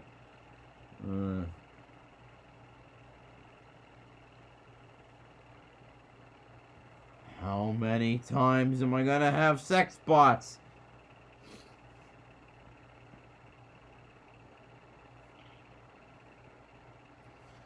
Alright, we're back. And no one's here but one. So far, as you see, the 1 to go. Stage number 2, we're 24 laps into 50 laps here. Carson Rosenauer has led every single lap. He's had his challenges, most recently the 17 of Todd Gilliland. Todd looked really good at the end, right before that. Brett caution Moffitt's there up on the to top. He third. got by the 19 of Derek Krause and was working on Kosovar's bumper right when that caution came out. So it'll be interesting to see if he can fire it off in here and pull up a slide job on the start, or just be patient and work on the top. See what he can do. We're halfway through stage 2. That's 65 laps done in total,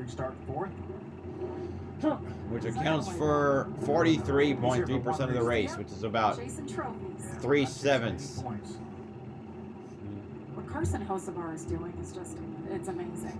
I mean, With a broken ankle. not even 2 weeks out from surgery. All right, the pace truck rolling off. Time to get restarted. We've had 4 cautions thus far. Here we go, green flag. Here we go, green. Oh, fuck the 1. Bad start. He got the jump on the 17, but that's the best I've seen someone hang on the bottom here with Todd Gilliland trying to nose ahead. And here comes Gillen, surging on the inside. He takes the lead by a long shot. Oh, but he's scrubbing up. There comes Brett Moffitt. Krause and Hocevar makes a 3-way. Oh, very sideways for Gillen. Hocevar loses position. Oh, Hocevar has a problem. Does he have a flat tire? He's super slow on the outside. He's got a problem. No, Hocevar going so well to start. And he is, fucked up. Gotta be thinking the same thing as Carson. When is the break gonna come? I mean, Carson's leading races, stuff happens, and Josh, what are they saying in the 42 camp? Carson really disappointed. Just came over the radio and said it blew up, guys. His engine blew. Are you for real? You see the pain Fuck. on Tom's face watching that happen. Carson's been gritting through a lot lately, but he's frustrated. His right mother. now. Are you gonna see the pain? Unfortunate turn of events for Carson Hocevar. you gotta feel the pit in your stomach for Carson here. I think back to even Charlotte a few weeks ago where he's leading the race, caution comes out late and ends up getting involved in an incident, and now this one, we keep saying every week, Carson's gonna get his win if he just keeps running up front, but he's running up front. Hocevar is the Jerry Nadeau of the truck series. He's gonna get like 1 win and then he's never gonna win again. Darlington with a second. He's just endured a lot, and we're all waiting to see when is that first win going to happen, and is it going to happen? Could you not give him an engine that could last? At least he won a stage. He's gonna get 10 points. See if he can get to victory lane. I've been really impressed with Carson. You know, he's a late model pavement driver, but he's been adapting to all these. We talked about adapting at the very beginning of the show. At Sonoma, he was on the pole on a broken ankle. He qualified first and crashed right after that. You know, and then ran the first 10 laps and Suarez jumped in. Then we come to a dirt track. He's fastest in practice. Gets to start up front, leads every lap. You know, he's just become Poor at Hocevar. a very young age. I mean, he's still super young to be doing what he's doing. Yeah, he just turned 18 at the beginning of last year. That's why so many places know. we raced at last year. He'd never been to before because he wasn't old enough. And this is Charlotte, the so incident we saw close. with Brian Priest and Charlotte. He was battling for the lead. 178 Slopped views together, right now. and that ends his night. Oh, the Like, crash. goodness, I was there. It was heartbreaking to watch. He had that race won, and if not for Jesse Little, my God. Runs up into Priest and he's done. Insult to injury, the veteran driver was not too happy with him and Ryan Priest, and he learned a couple things from that, as he said. Moving on, as you see him pushing him back, I know it's going to be a little bit different. The AMR safety crew was there, but they didn't have his crutches, so they're pushing him back to his pit. Right, box. 'cause he But can't get Tyler out of the Carpenter truck. Coming into the pits, Josh. Oh, what happened to the Yeah, 41? an issue with the 41 as well. Either a transmission or a drive shaft went down for him there. So a tough Great. driver than Nice Motorsports, yeah. Two issues, the two of their trucks Yeah, on that last and race the start. 40 truck's already screwed up No because of doubt, its I know we're crash. looking forward to seeing what Tyler Carpenter Wallace can do Allen's a on his lap debut down, in the I Truck think. Series. I don't know about the 40 Great truck, opportunity though. for him. Hats off to Al Neese for making it happen. Costly lap there for this team.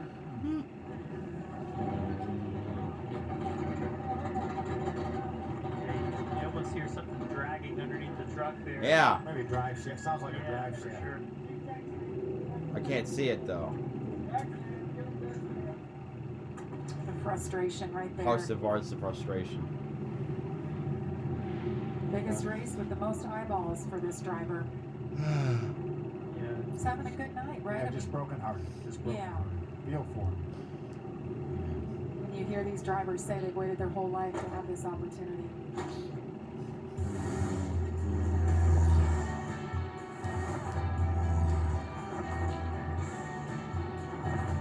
You know, it's been a while since we've seen a regular, a Truck Series regular win a race. It's been 3-4 weeks.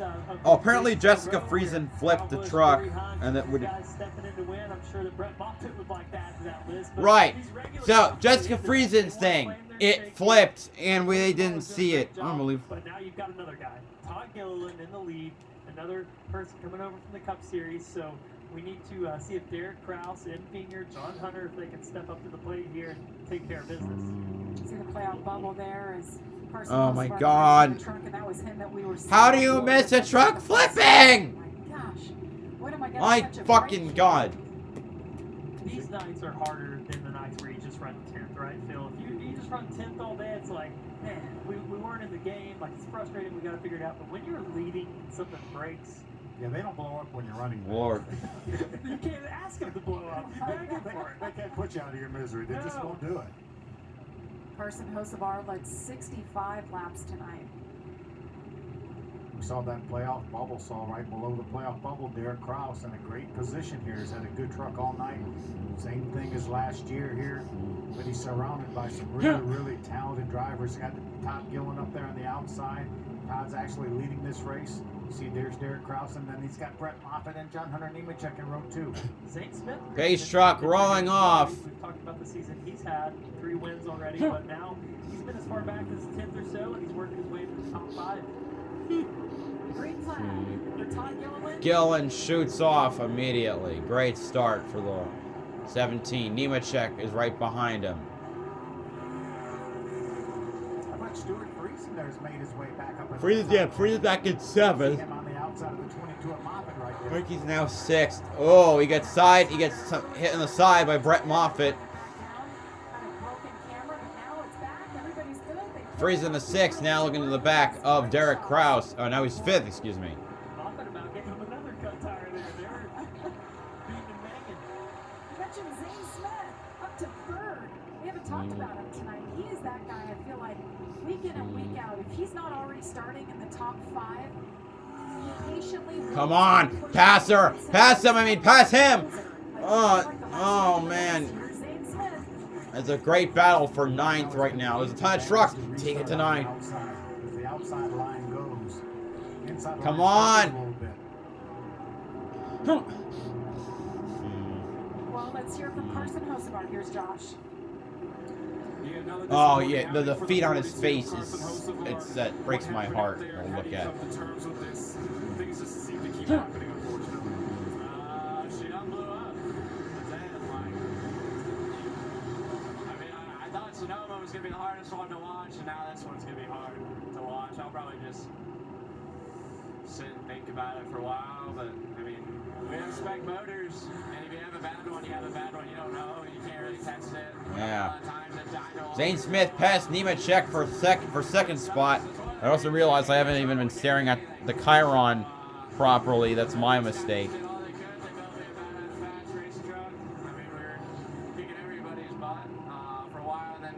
There we go. Back to us, it was going to be a fun race, but we're still in the ballpark for sure, because 17 got pretty good there. Fuck.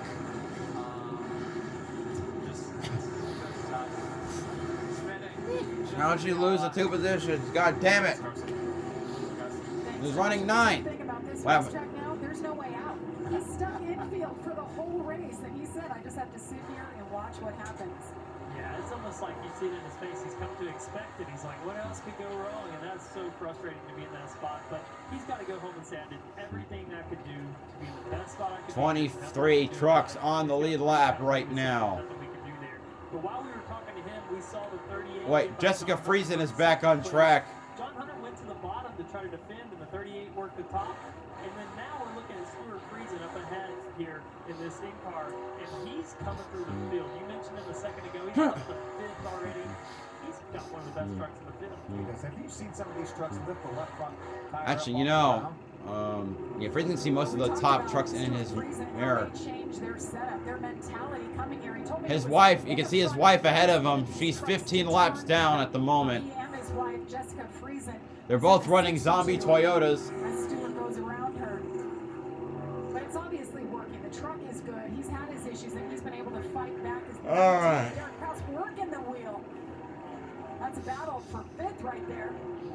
Grant Enfinger, he's trying to get below Derek Kraus. Derek Kraus was on the bottom of the racetrack. That was a perfect picture right there of a pavement racer and a dirt racer. You got Stuart Friesen sideways to the corner, and then there's Grant Enfinger on the bottom, as straight as he's at Martinsville, running right around the bottom, and they're running 5th and 6th. So there's a 9 to go on the stage. Oh my God, knock him out of the way if you have to, Deacon, please. Looks the most like a dirt car, as we mentioned. He's trying to get it to have that attitude. Pretty loose, though. I don't know if that rider is going to take that much abuse. These guys just make it look so much fun. I just want to go to a dirt school and learn how to do this. I mean, I'm sure they have them around the country, right? I would love to drive something on dirt just to get that feel. And I've ridden plenty of dirt bikes, but never had 4 wheels on them. As you mentioned, Stuart Friesen is really crossed up there. Really hasn't hung out. Brett Moffitt was running in the 4th spot, looked a lot the same way. Guys, Kaz Brawl in the 0-2 up to 8th. 8th, yeah. And don't look now, but Matt Crafton, the 88. 9th. He's always there. And he needs all the points he can get. When it comes to dirt racing. Oh my goodness, look at Stuart Friesen. Yeah, that wasn't on purpose. He's coming hard. Oh, that came out wrong. He's coming to the leader's heart. No, even worse. He's driving up. Wait, we've had 7 cautions thus far? No, that's not right. There's been a glitch. We've had 5. I'll go to the bottom there. You go on, little guy. 13th, come on. Right here is the 19. Fucking hell. Gets around the 52. Stuart Friesen. Brad Enfinger just wait. Come on, you guys keep battling it out. I'll figure my way Deegan, out. please rough them up. You can't just keep taking the abuse. A little bit more than he wants. Looks like maybe a little bit free. I think it probably worked good for the short run, which helped him get all this track position back. But I'm pretty sure from what I'm seeing, they're going to tighten that thing up a little bit to make that. Kraus gets around Friesen for fifth spot. Come on. Deegan gets past Eckes for 11th. They're battling side by side. If the driver behind you can see your full number, you're probably a little too sideways, right? It might not be 45 degrees, but it's about 40 degrees sideways. Wow. He made it work. He went straight back to the bottom. Like, yeah, that was on purpose. It's impressive. Fuck. The one thing I noticed about the Ford John Hunter Nemechek, he's the straightest truck. I haven't seen him pitched at all. Except right there. Remember, a little bit longer stage here. This last stage was 50 laps. The first stage was 40 laps. with just 4 laps to go in this stage. And the fastest driver on the track that last lap was Zane Smith in second. He's trying to run down Todd Gilliland. And you know, right now he's quite a bit quicker. Todd is getting into some lap traffic. 14th. I swear to God, woman, stop getting your ass kicked. I'm really impressed by Zane. I mean, we talked about it earlier, being the closer, but he's so mellow. He always kind of plays it slow, like, I'm not really good here. I don't really like it. And then, you know, finishes second or first or wherever. And he's doing that again right now, just taking care of that truck. Well, Greason's having trouble right here at the end of the stage, just like he did the first stage. He lost a couple spots to Enfinger and Casgrala. There's Gillen about to lap Wallace Allen. 2 laps to go in this stage. Trying to get around Wallace Allen in the 45, just getting him held up, and there he goes. Still has over a 2-second lead over Zane Smith, so he should be. White flag out for the stage. Last lap of stage 2. 21 cars on the lead lap. I'm as lost as an Easter Rhodes egg will out not here, get a but free I don't pass know if that what I'm doing. And then happens. he finished 10th, so here he is. Blaine Perkins getting a lap down. In stage number 2. And Chris Wright as well, Final no. lap here. The stage 2 is Todd Gilliland. Gillen wins the stage. Takes the win. Now. And Zane. Derek Krause, the top guy. Nemechek. Moffat, Krause, Enfinger, Gralla, Friesen, Crafton, and then Ankrum. I talked with David in Charlotte when we were at the race, and he said it's been a learning year for Todd. I mean, the Cup Series, it's jumping into the deep end, and you get to learn. You're drinking out of a fire hose, but to see him come back with the confidence and the intensity that he's learned already in the Cup Series and bring that right back, get a stage win, it's really cool to see. And we saw Before I pass out, in this very oh, same you truck gotta last year be at shitting me Nashville. now. Been in the Cup Series for about 3 Alright, years. 60 laps to go in the race, and that means another freaking timed caution. I mean, I'm gonna go to sleep for like a minute. Oh Lord, it's timed caution send me to sleep.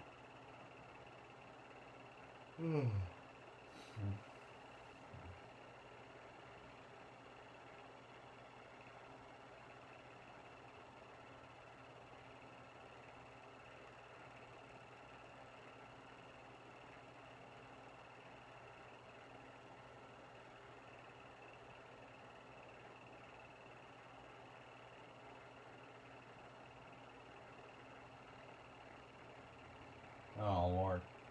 You got commercials, because those are always fun.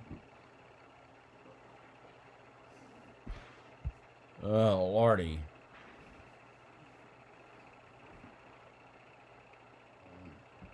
So, now that we're sitting here, on cue I always seem to have problems staying awake.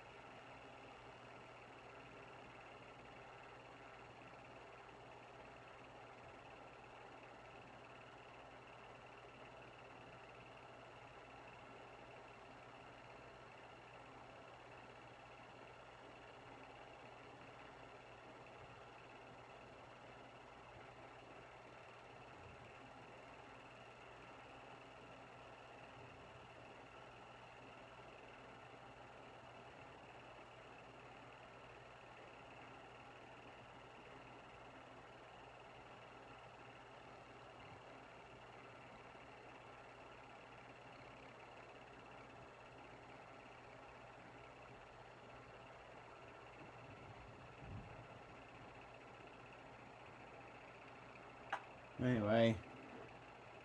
Also got a 10-minute stage break right now. I haven't worked on the trucks yet. Oh my god. I feel like I was definitely asleep for some part of it. And like, oh my god. I feel like...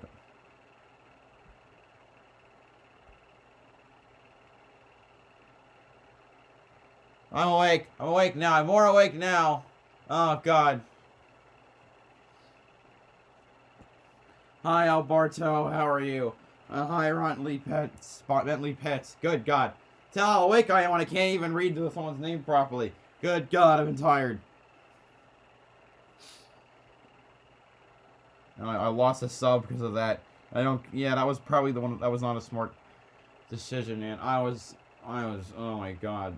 Like, I can't function unless I fall asleep for like a minute during a race. My God.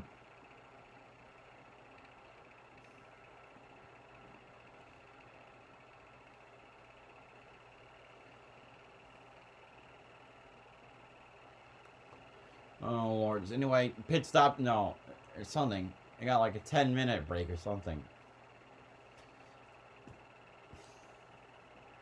Yeah, we talked about it. Crafton hadn't heard about him or talked about him much, but he made his way up into the top 10. 9th shown on the board right now, but just too tight. So they wanted a little adjustment.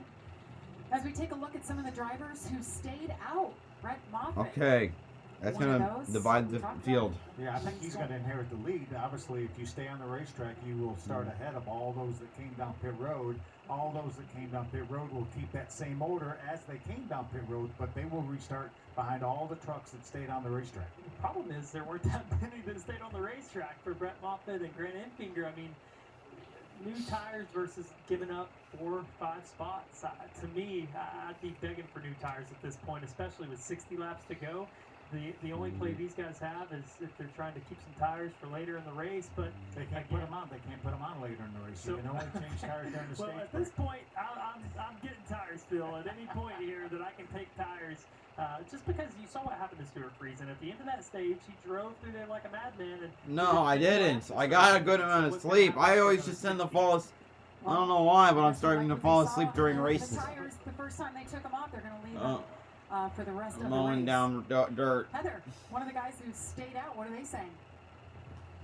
Well, Grant Enfinger, when I talked to him earlier, he said that track position will be just as important as last year. Another thing teams have said is these tires are a lot harder than the tires that they had last year, so the fall off is not as bad. So the 23 team opting for track position here to go back for this restart. But he also said that he was concerned that starting the race a little too tight wouldn't be good, and he didn't want to have to free it up as the race went on. So maybe they just didn't feel like they needed adjustments here. But the 23 of Grant Enfinger looking to get a win here on the dirt. He's really good. In the last 6 starts, he's finished in the top 10. So he's hoping to continue that trend here tonight. Interesting, yeah, and that was a good point about the tire. It's different than the tire we ran here last year. It's the same tire from Bristol. So, you know, those crew chiefs, they get paid the big bucks to make these decisions. We'll see if it works out for them.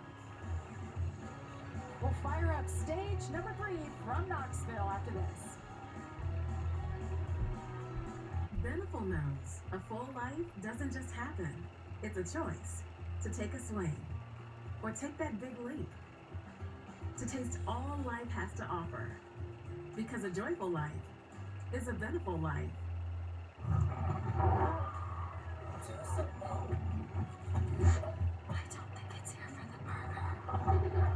This summer, Prime Rib is the star. Bite into the new Primal Angus Steak Burger at Carl's Jr. and Hardee's. See Jurassic World Dominion now in theaters.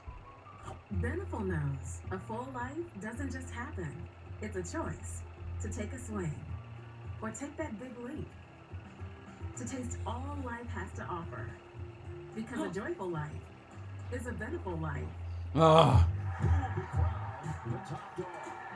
Westminster Kennel Club Dog Show, sponsored by Purina Pro Plan, beginning with the Masters Agility Championship, Sunday on Fox.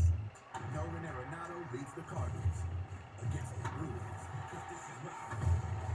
It's a special night of baseball, Monday on FS1.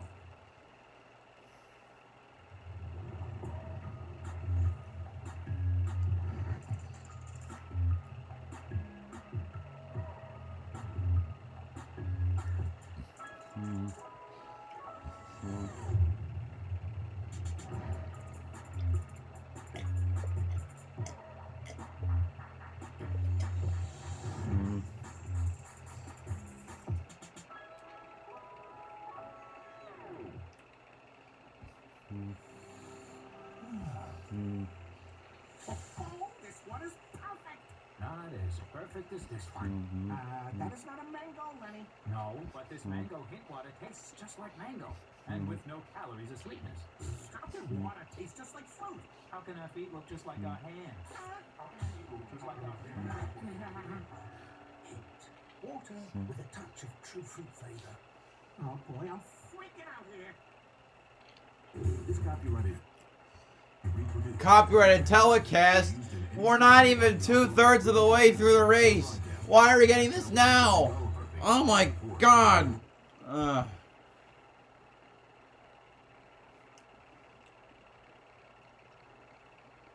wonder if it's the lateness of the races that's what causing me to fall asleep. But I've had some problem with staying awake through all the races. I don't know why. Oh man.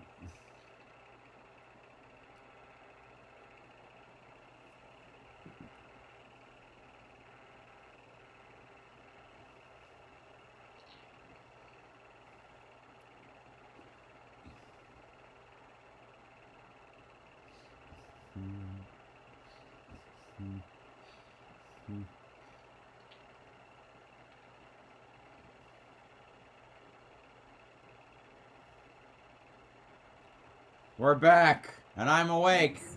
Pit reporters bringing us all the stories and reports from infield. How about Todd Gilliland? Won stage number 2. Carson Hocevar took home stage win number 1. 21 trucks still on the lead lap. We've had 7 cautions so far. That was our Blue Emu race summary. What do you think? Should we dial him up? Should we dial up Todd Gilliland? Yeah, let's talk to our stage winner. There he is right there. Hey, Todd Gilliland, Phil, Jamie, and Trevor up in the Fox booth. You got a copy?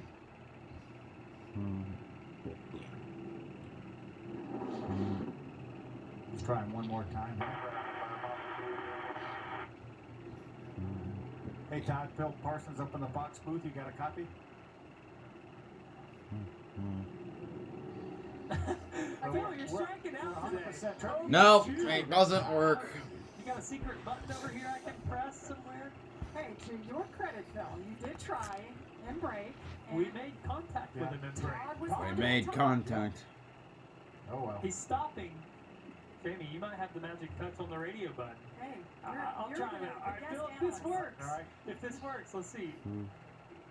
Hey, Todd, it's Trevor Bain in the Fox booth. You got a copy on us up here? Nope, wasn't you, Phil. Worth a try, worth a shot. So we have to note that they are continuing track prep. His team,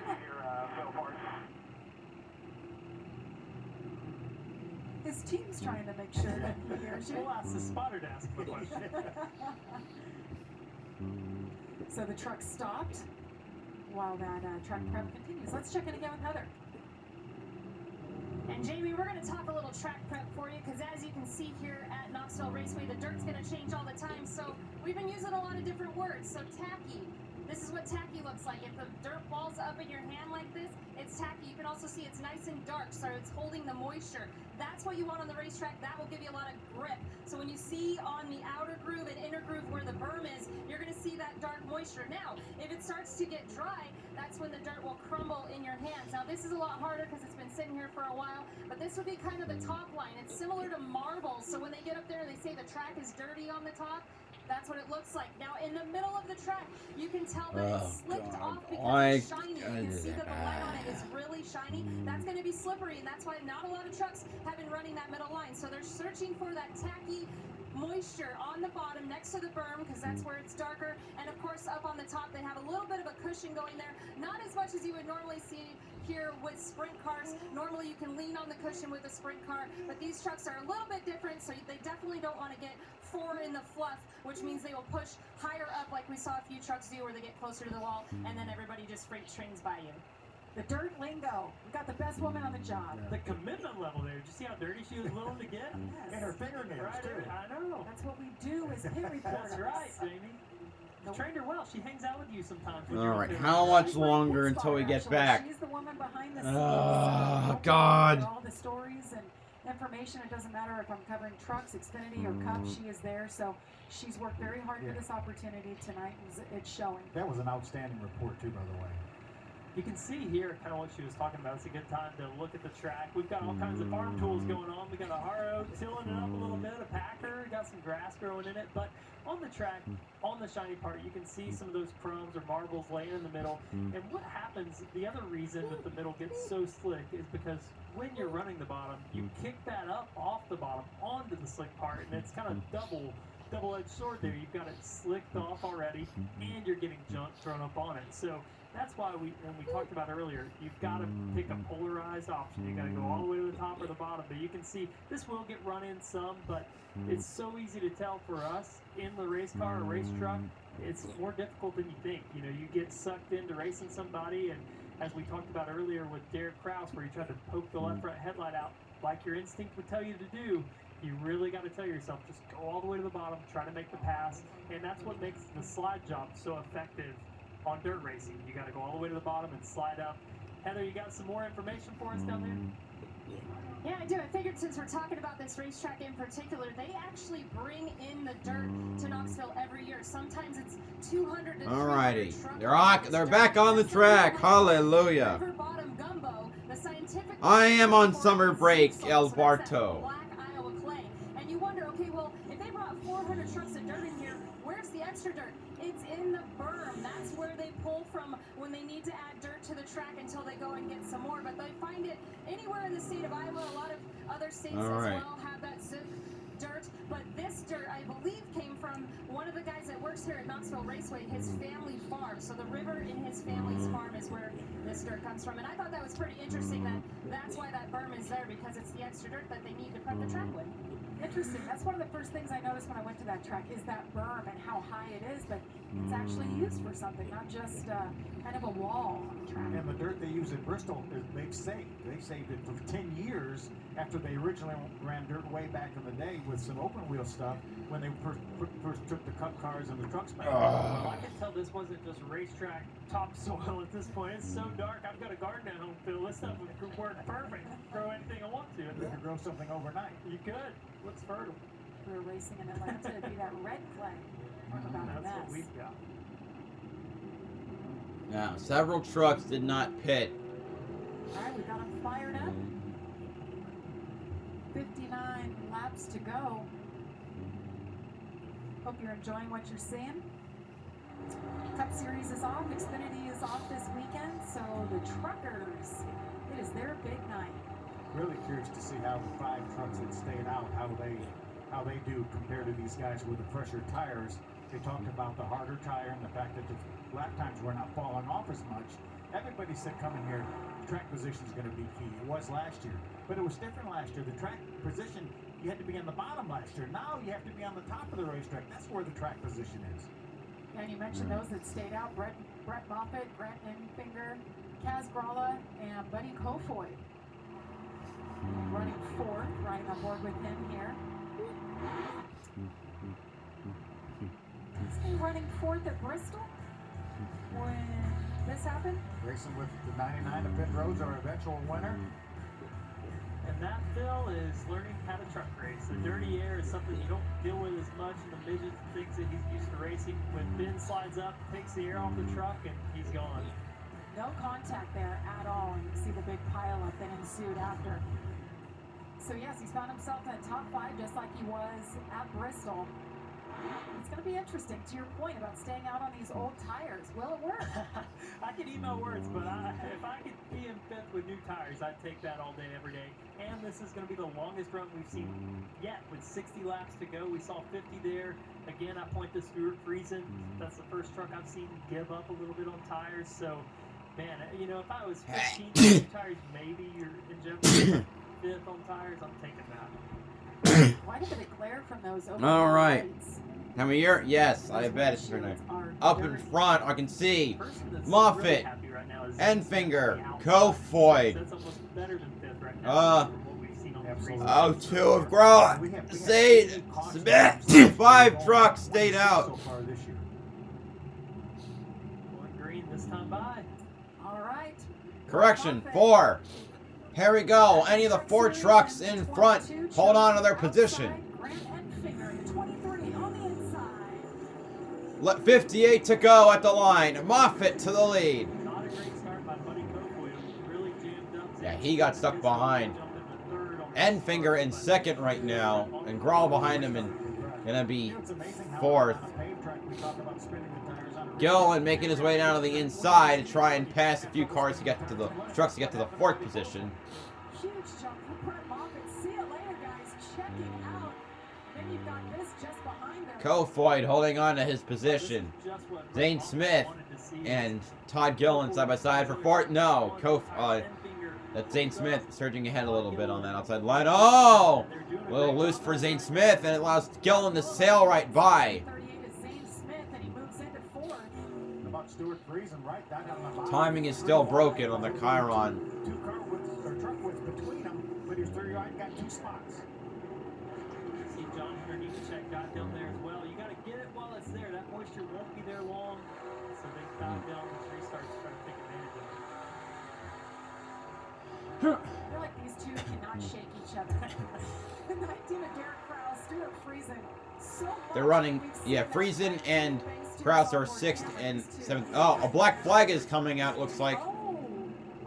Restart is under review. There's a strategy that goes out the window. Oh, Moffitt. He's getting the black flag. You never want to get a black flag in motorsports. He was the control truck, so it was his option to go. No, he was, that was... They must have felt like he went before the restart. I really think what hurt him is Buddy spinning the tires. I don't know if I look a lot worse than it was. Black flag for Brett. It's officially a black flag for Brett Moffitt. Ah, that sucks. We have Brett Moffitt with a restart violation. That's. And Brett Moffitt just asked, "What happened there? I don't understand." And they said they're saying that we went before the restart zone, and he said, "No way. There's absolutely no way." And they said, "You know, it doesn't look like you jumped into us, but not our call." Ooh, that's a tough race. Moffitt pulls into the pits. You can't argue. There's nothing you can do, and so that's rough. You see the penalty there. Enfinger inherits the lead now. He is 1.1 second, about a second over Todd Gilliland. Is your leader, Todd Gilliland, behind him, and Zane Smith slinging it on the bottom side.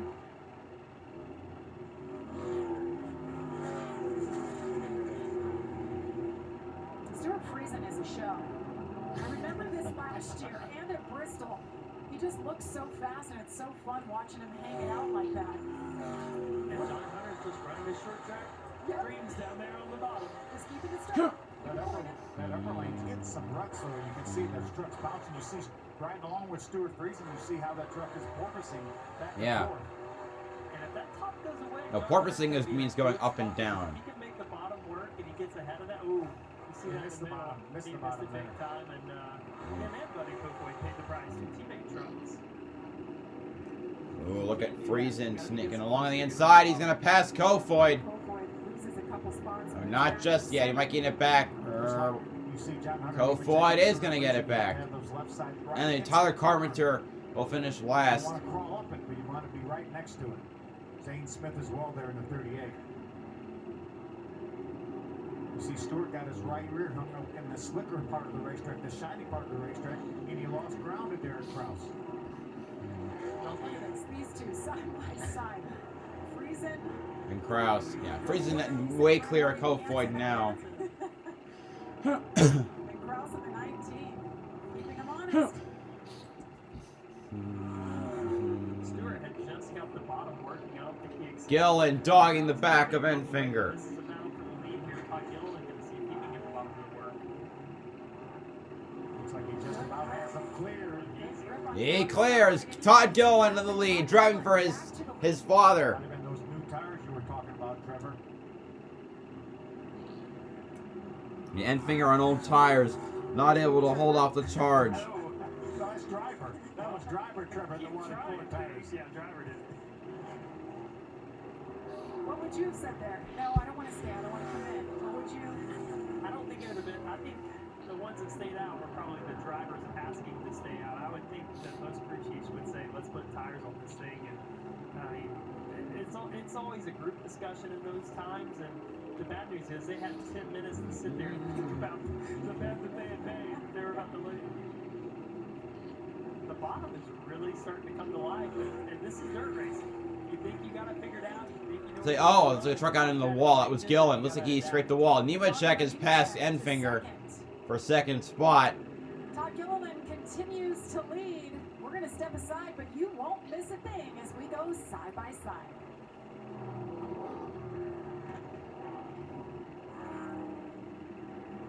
Saturday, it's baseball night in America on Fox. Benson the Dodgers battle Acuna Jr. and the Braves, or the Rockies face the Twins. It's baseball night in America next Saturday at 7 Eastern on Fox. Zane Smith trying not coming up on Enfinger for third.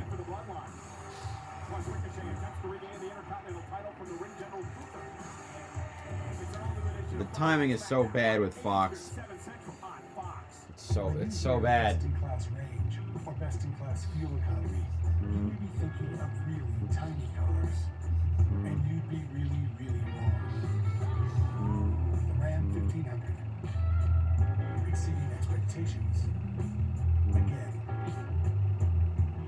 Oh, I've got a footage of Jessica Fries's flip on Twitter. Every dollar counts these days, so take advantage of this great offer during the Ram Switch event. Trying to see Already it. sold out of the most incredible drive-thru burger ever. But now through June, get 50% off one of these incredible sandwiches when It's you not sign great up for an quality, account but at it's the best we have. Incredible. Oh man, we only get half of the flip, but it's better than nothing. They say that a journey of 1,000 miles begins with one single step. But maybe it begins with one single start. Turn, bump, grind, pit, pass, win, and celebration. In NASCAR, that journey starts here. I am the NASCAR Camping World Truck Series. I am NASCAR. Anyway, we're back. Welcome back to Knoxville Raceway. Nemechek starting to reel in Gilliland. 50 tonight. We have 42 laps to go. Todd Gilliland back in the front. John Nemechek, Grant Enfinger, Zane Smith, and Tanner Gray working his way through. He's up to 9th spot. He's looking for a playoff position. I think remarkably. See, Matt Crafton has been falling behind steadily. The first two stages, He did not stay out. He's the worst. There are 22 cars on the lead lap at the moment. He thinks the bottom will slick off here in another few laps, and maybe they'll move back up in the racetrack. obviously learning from the first time we went here a year ago. Taking That gets moves Kraus out of the way to move to 7th spot. We haven't talked about Christian Eckes very much, but what a nice pass there. Well, maybe with a little help with the right front corner of that truck, but that is a battle for the 7th spot. Wow, no, he really roughed him up. That same problem. I mean, earlier he wrecked another. I think it was he wrecked a 15, was it? No, he wrecked somebody earlier. But Christian Eckes doing a nice job here. Again, not a dirt racer as well by trade. Josh, what's going on with Christian Eckes in the 98? It's interesting talking to Christian Eckes before this race. He said, I don't know what to expect. I'm not a dirt guy. I don't do this a lot, so your guess is as good as mine as to what we can expect. During the race, he said the biggest thing, I just need better track position. The truck is okay. Well, during that last stop, they gave him what they called some Hail Mary adjustments, a packer adjustment, a shock adjustment, air pressure adjustment. Oh man, Nemechek really getting to the back of that 17. That 17 is the best of the DGR stable. You know, the 4, the best of the, or one of the best, arguably the best of the KBM stable. Try the top side of the racetrack so you can get a grip up there. Doesn't look like it's there yet. Hasn't been able to make the pass. Yeah, we have a caution. Who's crashed? It's De Benedetto. He got passed for 16th, and Braden Laster. Bryson Mitchell. I knew it. I mixed up the drivers. The Glory to God truck. Glory to God in the highest. And Tim Beans, your team sucks, monkey fuck. 46, Bryson Mitchell from Russellville, Alabama. Races crate dirt late models at Talladega Short Track across the street. I'd race against Red Farmer. Oh. Probably did Red race against Farmer. Farmer there once.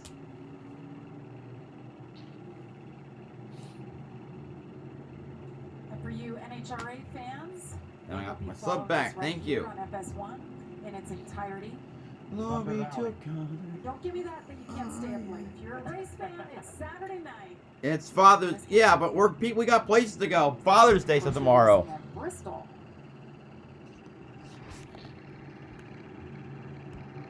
John Hunter Nemechek coming on strong, Heather. In fact, I have started taking doxycycline, which is used as a COVID drug. But I'm taking a low dosage for back acne, so don't get any ideas. As long as I don't get out in the sun that much, I'll be fine, because doxycycline makes you more susceptible to sunburn. You gotta be very careful when you take it. Just a little fun fact. I do not recommend using it to treat for COVID. Same for hydroxychloroquine and ivermectin. Or whatever type of stupid drugs they had. What to do different to make speed on the dirt. At times it translates, but sometimes it doesn't in these trucks. But right now he's moved to that bottom line and he sure is making it work. He sure is making it work.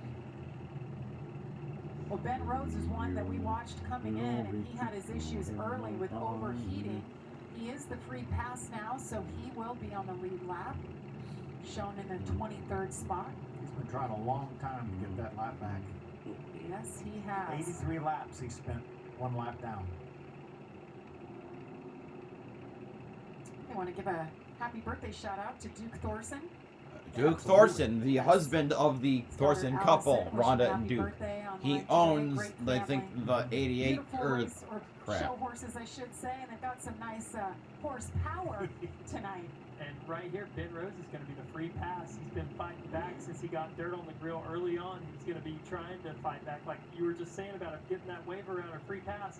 I mean, this is something that he said he's been thinking about since Daytona, trying to keep this points battle alive. And to me, this is what you have to have. Where is Rhodes? He's not even in the top 20.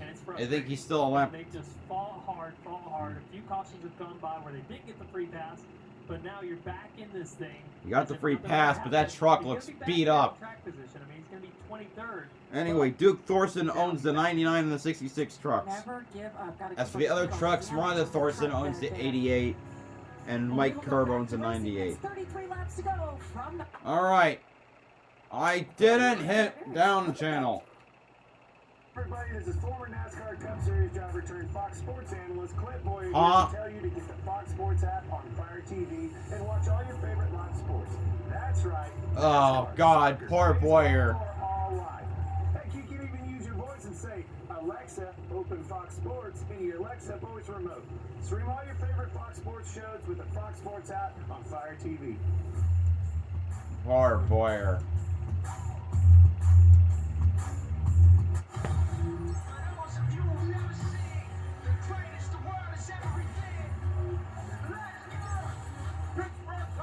Who thought this race would only take 2 hours? Trucks race, it's 2.5 hours minimum. It's a rematch that's been talked about over and over. This is where it all starts.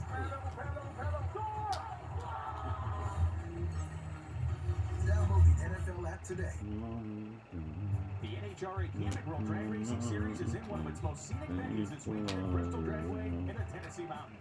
Conditions are just about perfect for low ET and high speeds. After the truck race, stay tuned for final qualifying for the Thunder Valley Nationals. Next on FS1. We got a truck race though. We got 20% of it. A little over 20% left. Things are winding down here. 31 laps to go.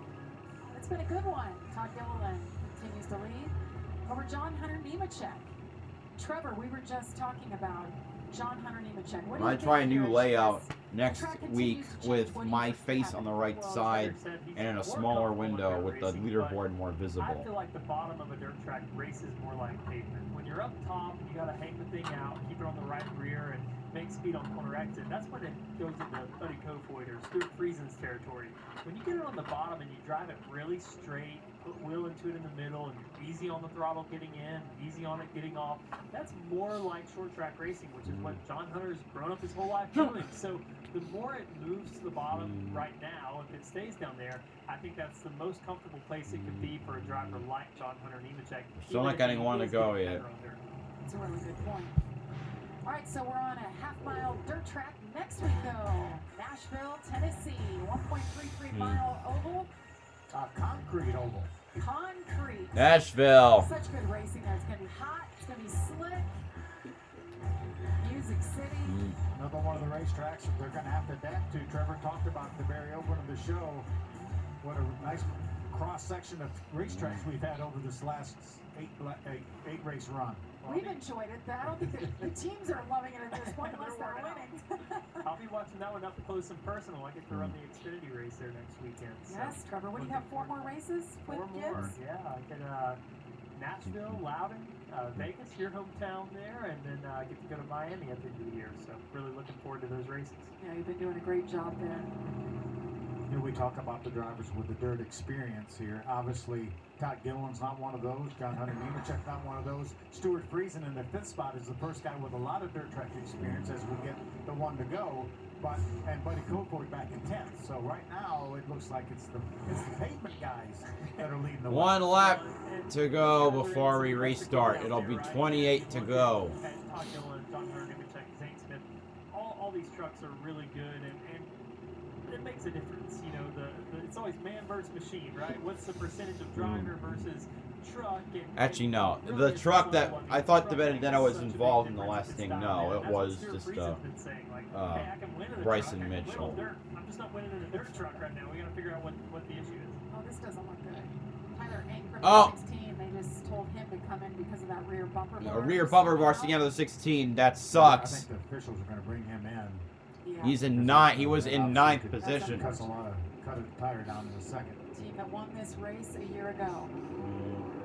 Here we go. A good jump for Gilliland, but the other trucks behind him are going to be bearing down on him. Nemechek on the outside, Enfinger behind. Top 4 pulling out a bit. Gilliland trying to hold off the 4. 23 is behind him. Ooh, 17 not great through 3. Here comes Nemechek out of 4. He clears and takes the lead. Wow.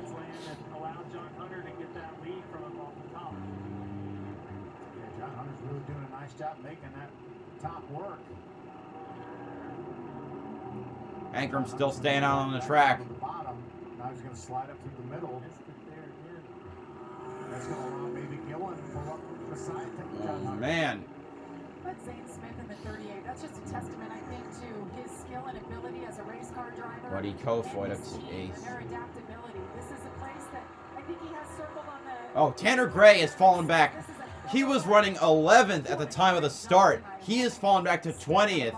A bad... Oh, no. He's 23rd. He's the last truck in the lead lap. Something must have happened to that 15 truck. Something bad. 38 right there is driving this. That does not speak well. We have a caution. It is the 15. It has to be. Oh, Brett Moffitt. What happened? No, yeah. Tanner Gray. He has big damage to his left rear. I saw him falling back, and that is what results. He is done. I think he has to be done. Brett Moffitt, extended damage to the front, or the right front. The two collide and cause a problem because they're. I believe that maybe he and Tanner Gray got together.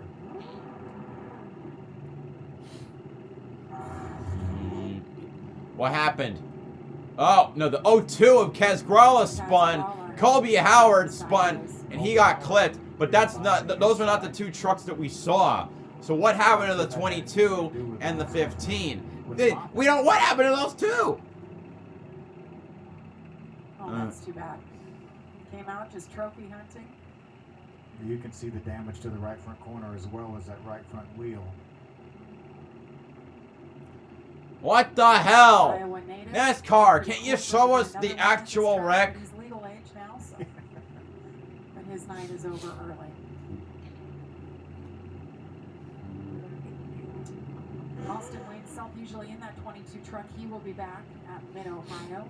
How bad, Fox? First you miss a truck flipping over. Now you show us a replay where the other two trucks aren't flipping. And now Ankrum is gonna pull into the pits with that track bar problem. Yeah, that's pretty good for a guy that always says he is not a dirt guy. And for Ty, the thing is, he's been as good as the... What happened in the 15 and the 22? He's trying to find a way to get track position and make some passes. So he said he tried some laps up top to see if that was any better. Well, after that caution came out, he came over the radio and said, I can't get anything done on the top. And he asked the guys, what do you see? What am I doing up there? Is there anything I'm doing wrong? They said, we can't see you doing anything wrong. But it's clear that the 66 prefers that bottom line to the top line, Heather. Yeah, and somebody that also likes that top line is the 51 of Buddy Kofoid. His crew chief, Marty Lindley, asked him a few laps ago, have you figured out something or is the track coming to you? And he said both. The track is really changing right now to how I like it. He said it's hard to pass and you can't pass much. He goes, but I found a good line, and once again, that was the top. But when talking to Marty Lindley earlier about Buddy Kofoid, he told me he can't believe how quickly he adapted to this racetrack. He's only raced Bristol and Knoxville, but he said he's really impressed with him early on when he got into the truck first time in it. And also he said he cannot wait to see him run a mile and a half because he thinks he is just going to be stellar out there. Well, Buddy Kofoid running 8th right now. Very impressive. It's a lot of pressure, I would think, for a driver like him to step into that racetrack. It's already won 3 times this year. It won the last 2 races with 2 different drivers, including team owner Kyle Busch last week. But this is why we are under caution. The 22 and the 15 of Tanner Gray. On the Ice, never mind. Finally, what? Looks like Tanner Gray. I still can't see because of the angle. But it looks like Gray was slow. Like I noticed he was having problems. Maybe a tire problem on the 22 that caused him to run into him. Maybe somebody hit him with the right rear and knocked him up there, something like that. But end of the day for both of those guys. You know, Buddy Kofoid was just talking about the top coming in for him at the same time. You know what sucks is that this race has been great. Honestly, this race has been awesome to watch, but the broadcast crew is terrible. Dylan Westbrook and Jordan Anderson up in 16th position. Great run for them. I'm gonna go get some water and be right back. Your truck to work where nobody else is. That's how you make passes. So I think that's why you see these racers searching around some, trying to find something to make some passes. Did he see himself in the jumbotron? I think so. But I think nobody can hear us, but they can see us. I think that's the advantage the guy with dirt experience has. Because if he or Buddy Kofoid can be the first 2 guys to jump up there when the track changes, they may be able to pass 2-3 trucks like that really quick and really make a difference. Problem is, we got spotters here, unlike the dirt race they've been doing. So a couple laps. Yeah, there's a bar hanging out from the front of or out of the wheel well of Stuart Friesen's truck. Curb finder. Yeah. What is that? Or yeah, that's not a wire. It's, yeah, it's okay. That's just like a wire. It's not like metal. It looks like. It doesn't look like metal. Harder inside that truck than anybody in the field. Just a reminder for those of you looking for an HRA from Bristol that will follow us coming up here on FS1. There's 20 laps to go here. Heather, what are you hearing on Stuart Friesen? Well, I just wanted to mention, obviously he's having fun out there waving to himself, but this guy runs. You know, Fox's NBC. I mean, NBC comes back. I hope they do a much better job. I can't imagine it getting any worse than what we've had today. When Hawk took over as SRX CEO, he made a deal with Elio. Win a race and I'll get you a ride at Daytona. He won the race. He's going to get a ride at Daytona. He ran 78 modified races and won 34 of them alongside truck racing. This guy loves to race. Dirt's where it's at, and he's headed there Sunday as well, which is tomorrow. A racing family through and through. Yes. Sunday will be here in 40 minutes. Our producer just said. Oh, God. And that means Father's Day, too. We have less than 20 laps to go to decide this one. That's providing we don't have any overtime. We're going to find out what they got on this race. Oh, God. Don't jinx it, Phil! Also, okay, here we go. Green again. Nemechek with a fantastic run. He takes the lead. Stuart Friesen on the outside, trying to get to that second spot, trying to contend and get. Oh man, he drifted straight through that corner, and he's side by side with Todd Gilliland for second spot. Oh no! Oh man, he went super wide. He's bumping through that corner. That went so badly. It looked like, oh, I know, it went badly. I said it too soon. He might be bouncing every which way possible, but he's still holding on to that battle for second. Oh my God, he cleared Gilliland. When he gets up there, the truck's really bouncing and upsetting it. As soon as he figures out how to get the truck through that rut, if he can, I think it could come to life for sure. Your buddy's also up there as well, buddy. Go for it, 51. Friesen on the outside. Come on. My God, I can't ever tell if Friesen's gonna spin out or not. The way that thing is bumping along. It's a great battle between a dirt guy and a pavement guy. Well, he's enticed the pavement racers to the top with him, and now he goes to the bottom to see if he can figure it out. But Friesen went down to the bottom. It looks like it might hurt him. Here comes Todd Gilliland to second place. Or at least it's now a battle for that. As John Hunter Nemechek crosses the line, we've reached our camping room. 15 to go. 10% of the race is left.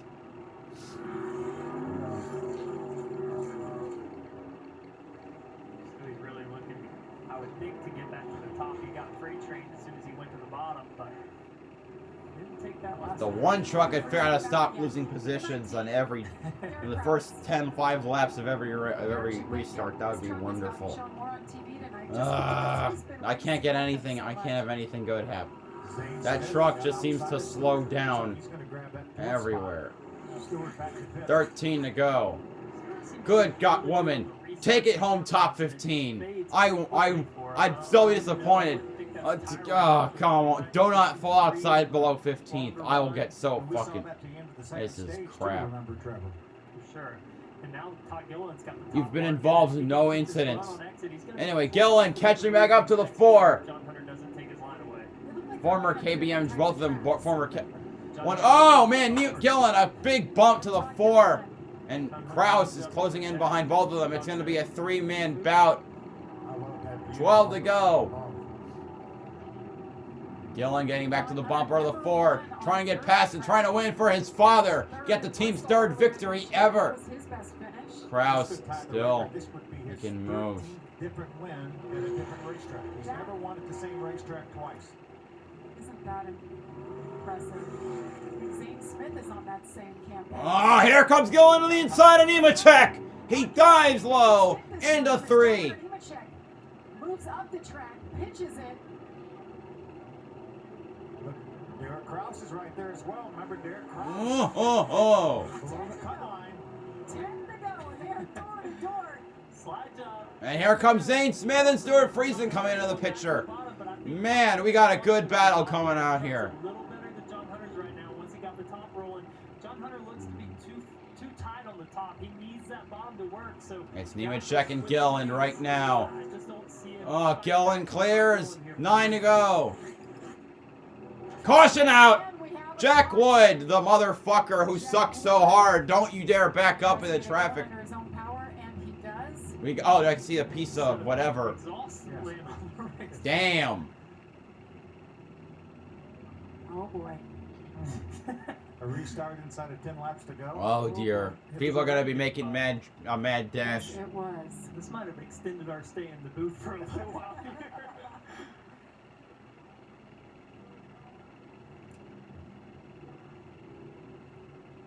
15 to Tanner Gray, who had his issue earlier. He is the free pass. Moffitt also 9 cautions now tonight. apparently had a half a flip. Great. We're gonna have a hell of a... How many laps we've had? What? All night long. 10 cautions or so. Is Todd going to take the top on this restart? I sure would think so. I have to believe you. I would think so. We saw the jump Nemechek got from the top on that last restart. Yeah, I think Stewart Friesen showed him something on the top there. They moved up, and now isn't that crazy how quick it changes? Everybody's fighting for the bottom, one caution. Next one comes out, they're all fighting for the top. In a matter of a couple laps, it changed. Todd Gilliland has never won on a dirt track either. Derek Krause sitting in third in the 19, never won a race, period. So a lot on the line for these guys. Zane Smith lurking in the fourth spot, who already has 3 wins on the season. All the drivers in the top 4 would keep our streak of 11 different winners at 11 different dirt tracks races. Yes. I'm surprised the 88. Matt Crafton hasn't been a little bit better than I He's been solid. He's been right around the backside of the top 10, but really nothing above that, it seems like.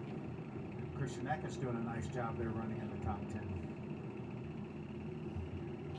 You know, as good as the 99 was early in the race at Ben Rose, I kind of looked for him to recover quicker, but he has worked his way into the top 15 now. He got that free pass on the last caution, and now he's in 15th. It'll be fun to watch him. Holy cow. I mean, Stanley Cup, Avalanche beat the Lightning 7-0. Losing water early, having to come in, plug in, put water back in that radiator, got the His time fate to was do that, mine. save the engine. It looks like a battle machine. He's been through war there already, but he's still got a good opportunity to have a solid points day. And you look at the regular season points right now, as they run the 4 back to the number 1 spot. He had a big hit in the points at Gateway a couple of weeks ago, went back to 5th, and came in here 4th in the points.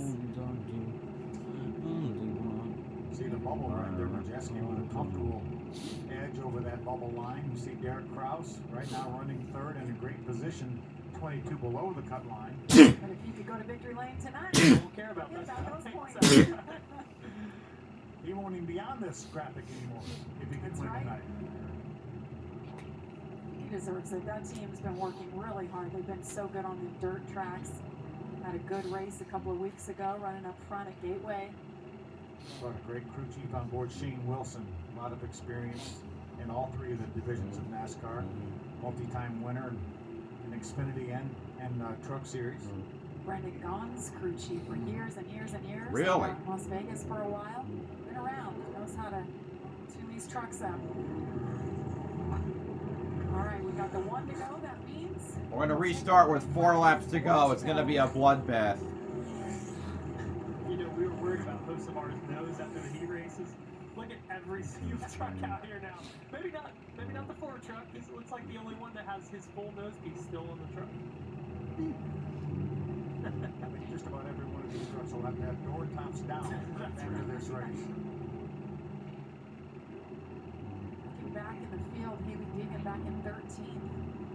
She could finish there. That would be her best finish of the year. Solid run all night. Yeah, really good. All right.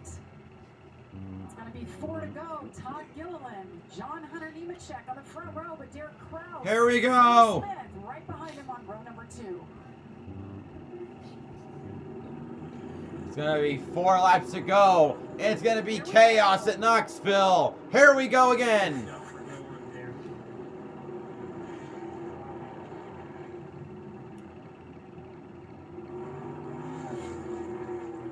Hi, Cypher. We only have 4 laps now. Keeps that lead. The 38 is Zane Smith coming on. Where did he come from? Nemechek on the inside. Zane Smith behind. Gillen trying to hold off 2 of the best drivers of this current series. 3 to go.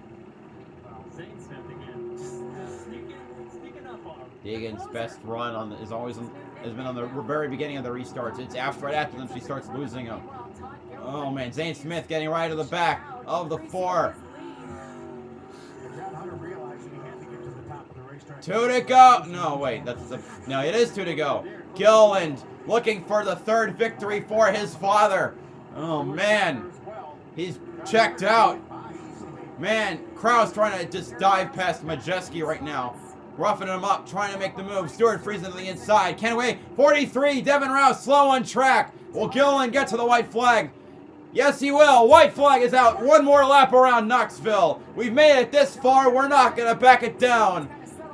Oh, man. Krause and Majeski getting into it. Gilliland soaring down the back stretch. Gillen has never driven for his dad before, but now out of 3 and 4, it's going to be Todd Gillen using the truck owned by his father to go to the lead, to the win at Knoxville. Nemechek, Zing Smith, Majeski, Friesen, Kraus, Crafton, Enfinger, Ankrum, Rhodes, the top 10. Oh, what the hell happened to the 1? Okay, the 1 is in 15th, of course. Top 15, you know, it's, yeah, I expected 13th to 10th at least. Now, I'm less than impressed. Todd Gillen will make his way to his trackside interview. We're going to step aside, but you won't miss a thing. We'll hear from the winner after this. Todd Gillen wins. Cup leech or not? Todd, didn't you get the memo? We're still hunting, but for treasure. Boys are back. Murray's the expert. Size the brains.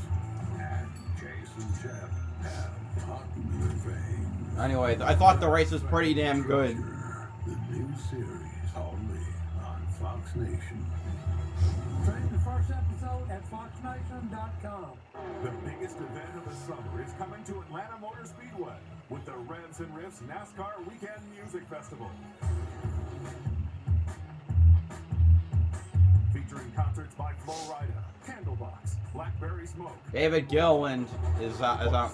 Wait, we can't even hear David Gillen being celebrated. The fact that they didn't, that they're not even, we can't even hear the interview. It sucks. Be here for the biggest weekend of the summer, July 8th through the 10th at Atlanta Motor Speedway. Arby's sold out of the most incredible drive-thru burger ever. But now through June, get 50% off one of these incredible sandwiches when you sign up for an account at Arby's.com. Incredible! Arby's. Alright, I'll wait for the post interview. Then I'm gonna head up to bed.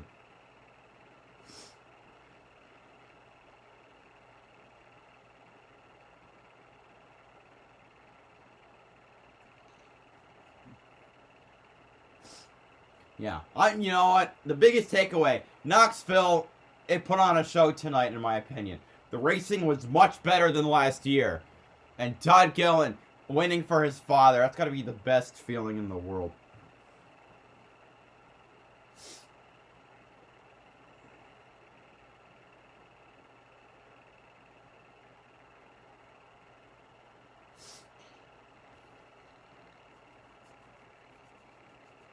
And Gillen gets his 3rd career Truck Series victory. We have no audio! This is the best Father's Day present. There's the audio. He does. 30 minutes away from Father's Day. He likes it. The fans like it. He got a fireworks celebration for winning this race. Let's go trackside. Josh Sims is with our winner. Yeah, here with Todd Gillen celebrating first truck race of the season. You get the win. First time racing for your father's team. You get the win. What a Father's Day present, huh? Right, man. We were talking about that. Remember, I saw Gillen at Charlotte. He just seems so happy to be where he was. But getting a win has got to be a icing on the cake. So this will make tomorrow a lot more fun. Just so amazing, man. It's man, the Cup Series is tough. You know, just racing every single week. I've had like a million people ask me, "Is this really what you want to do on your off weekend?" And absolutely, man. Nothing beats racing. I've been telling everyone I'm young, and you know, I wish I could do this every single weekend of the year. So, just so happy for Seth Smith, my whole team, David Gillen Racing, Ford especially, front row for letting me do it. So, just man, really, really cool. Just so thankful. Frontline Enterprises. There's so many people that I love the trucks here. I ran here forever. It felt like so to be able to come back and to get one, man, it's so special. What was the key? What did it take out there to get a win tonight? Oh, I just had an amazing truck. These DGR guys prepared me a really good one. My dad literally called me Monday afternoon. I was getting lunch, and he's like, "Man, you want to run this truck race?" And I was like, "Absolutely." So, we got fit in his seat on Tuesday afternoon, but just an amazing truck, man. These guys work so hard, and the 17 truck's been really fast a lot this year. So finally getting a win. I think they're close to the playoff owners playoff deal too. So hopefully that helped them a little bit. and I'll be anxiously watching the rest of the year now. I feel like a little part of me is going to stay in this truck.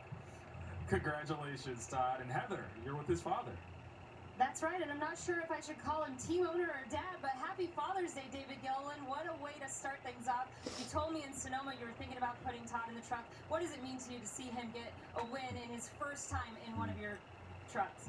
Oh, it's awesome. You know, Johnny Gray and I had a long phone conversation on Monday, and, you know, we reached out to Todd to see if he could run this race for us. I knew he could win here, and just super special for DGR. Everybody's been working really, really hard. Haven't been off to the start of the season that we were hoping for, but you know, hopefully this will be a good shot in the arm. Just super proud of Todd.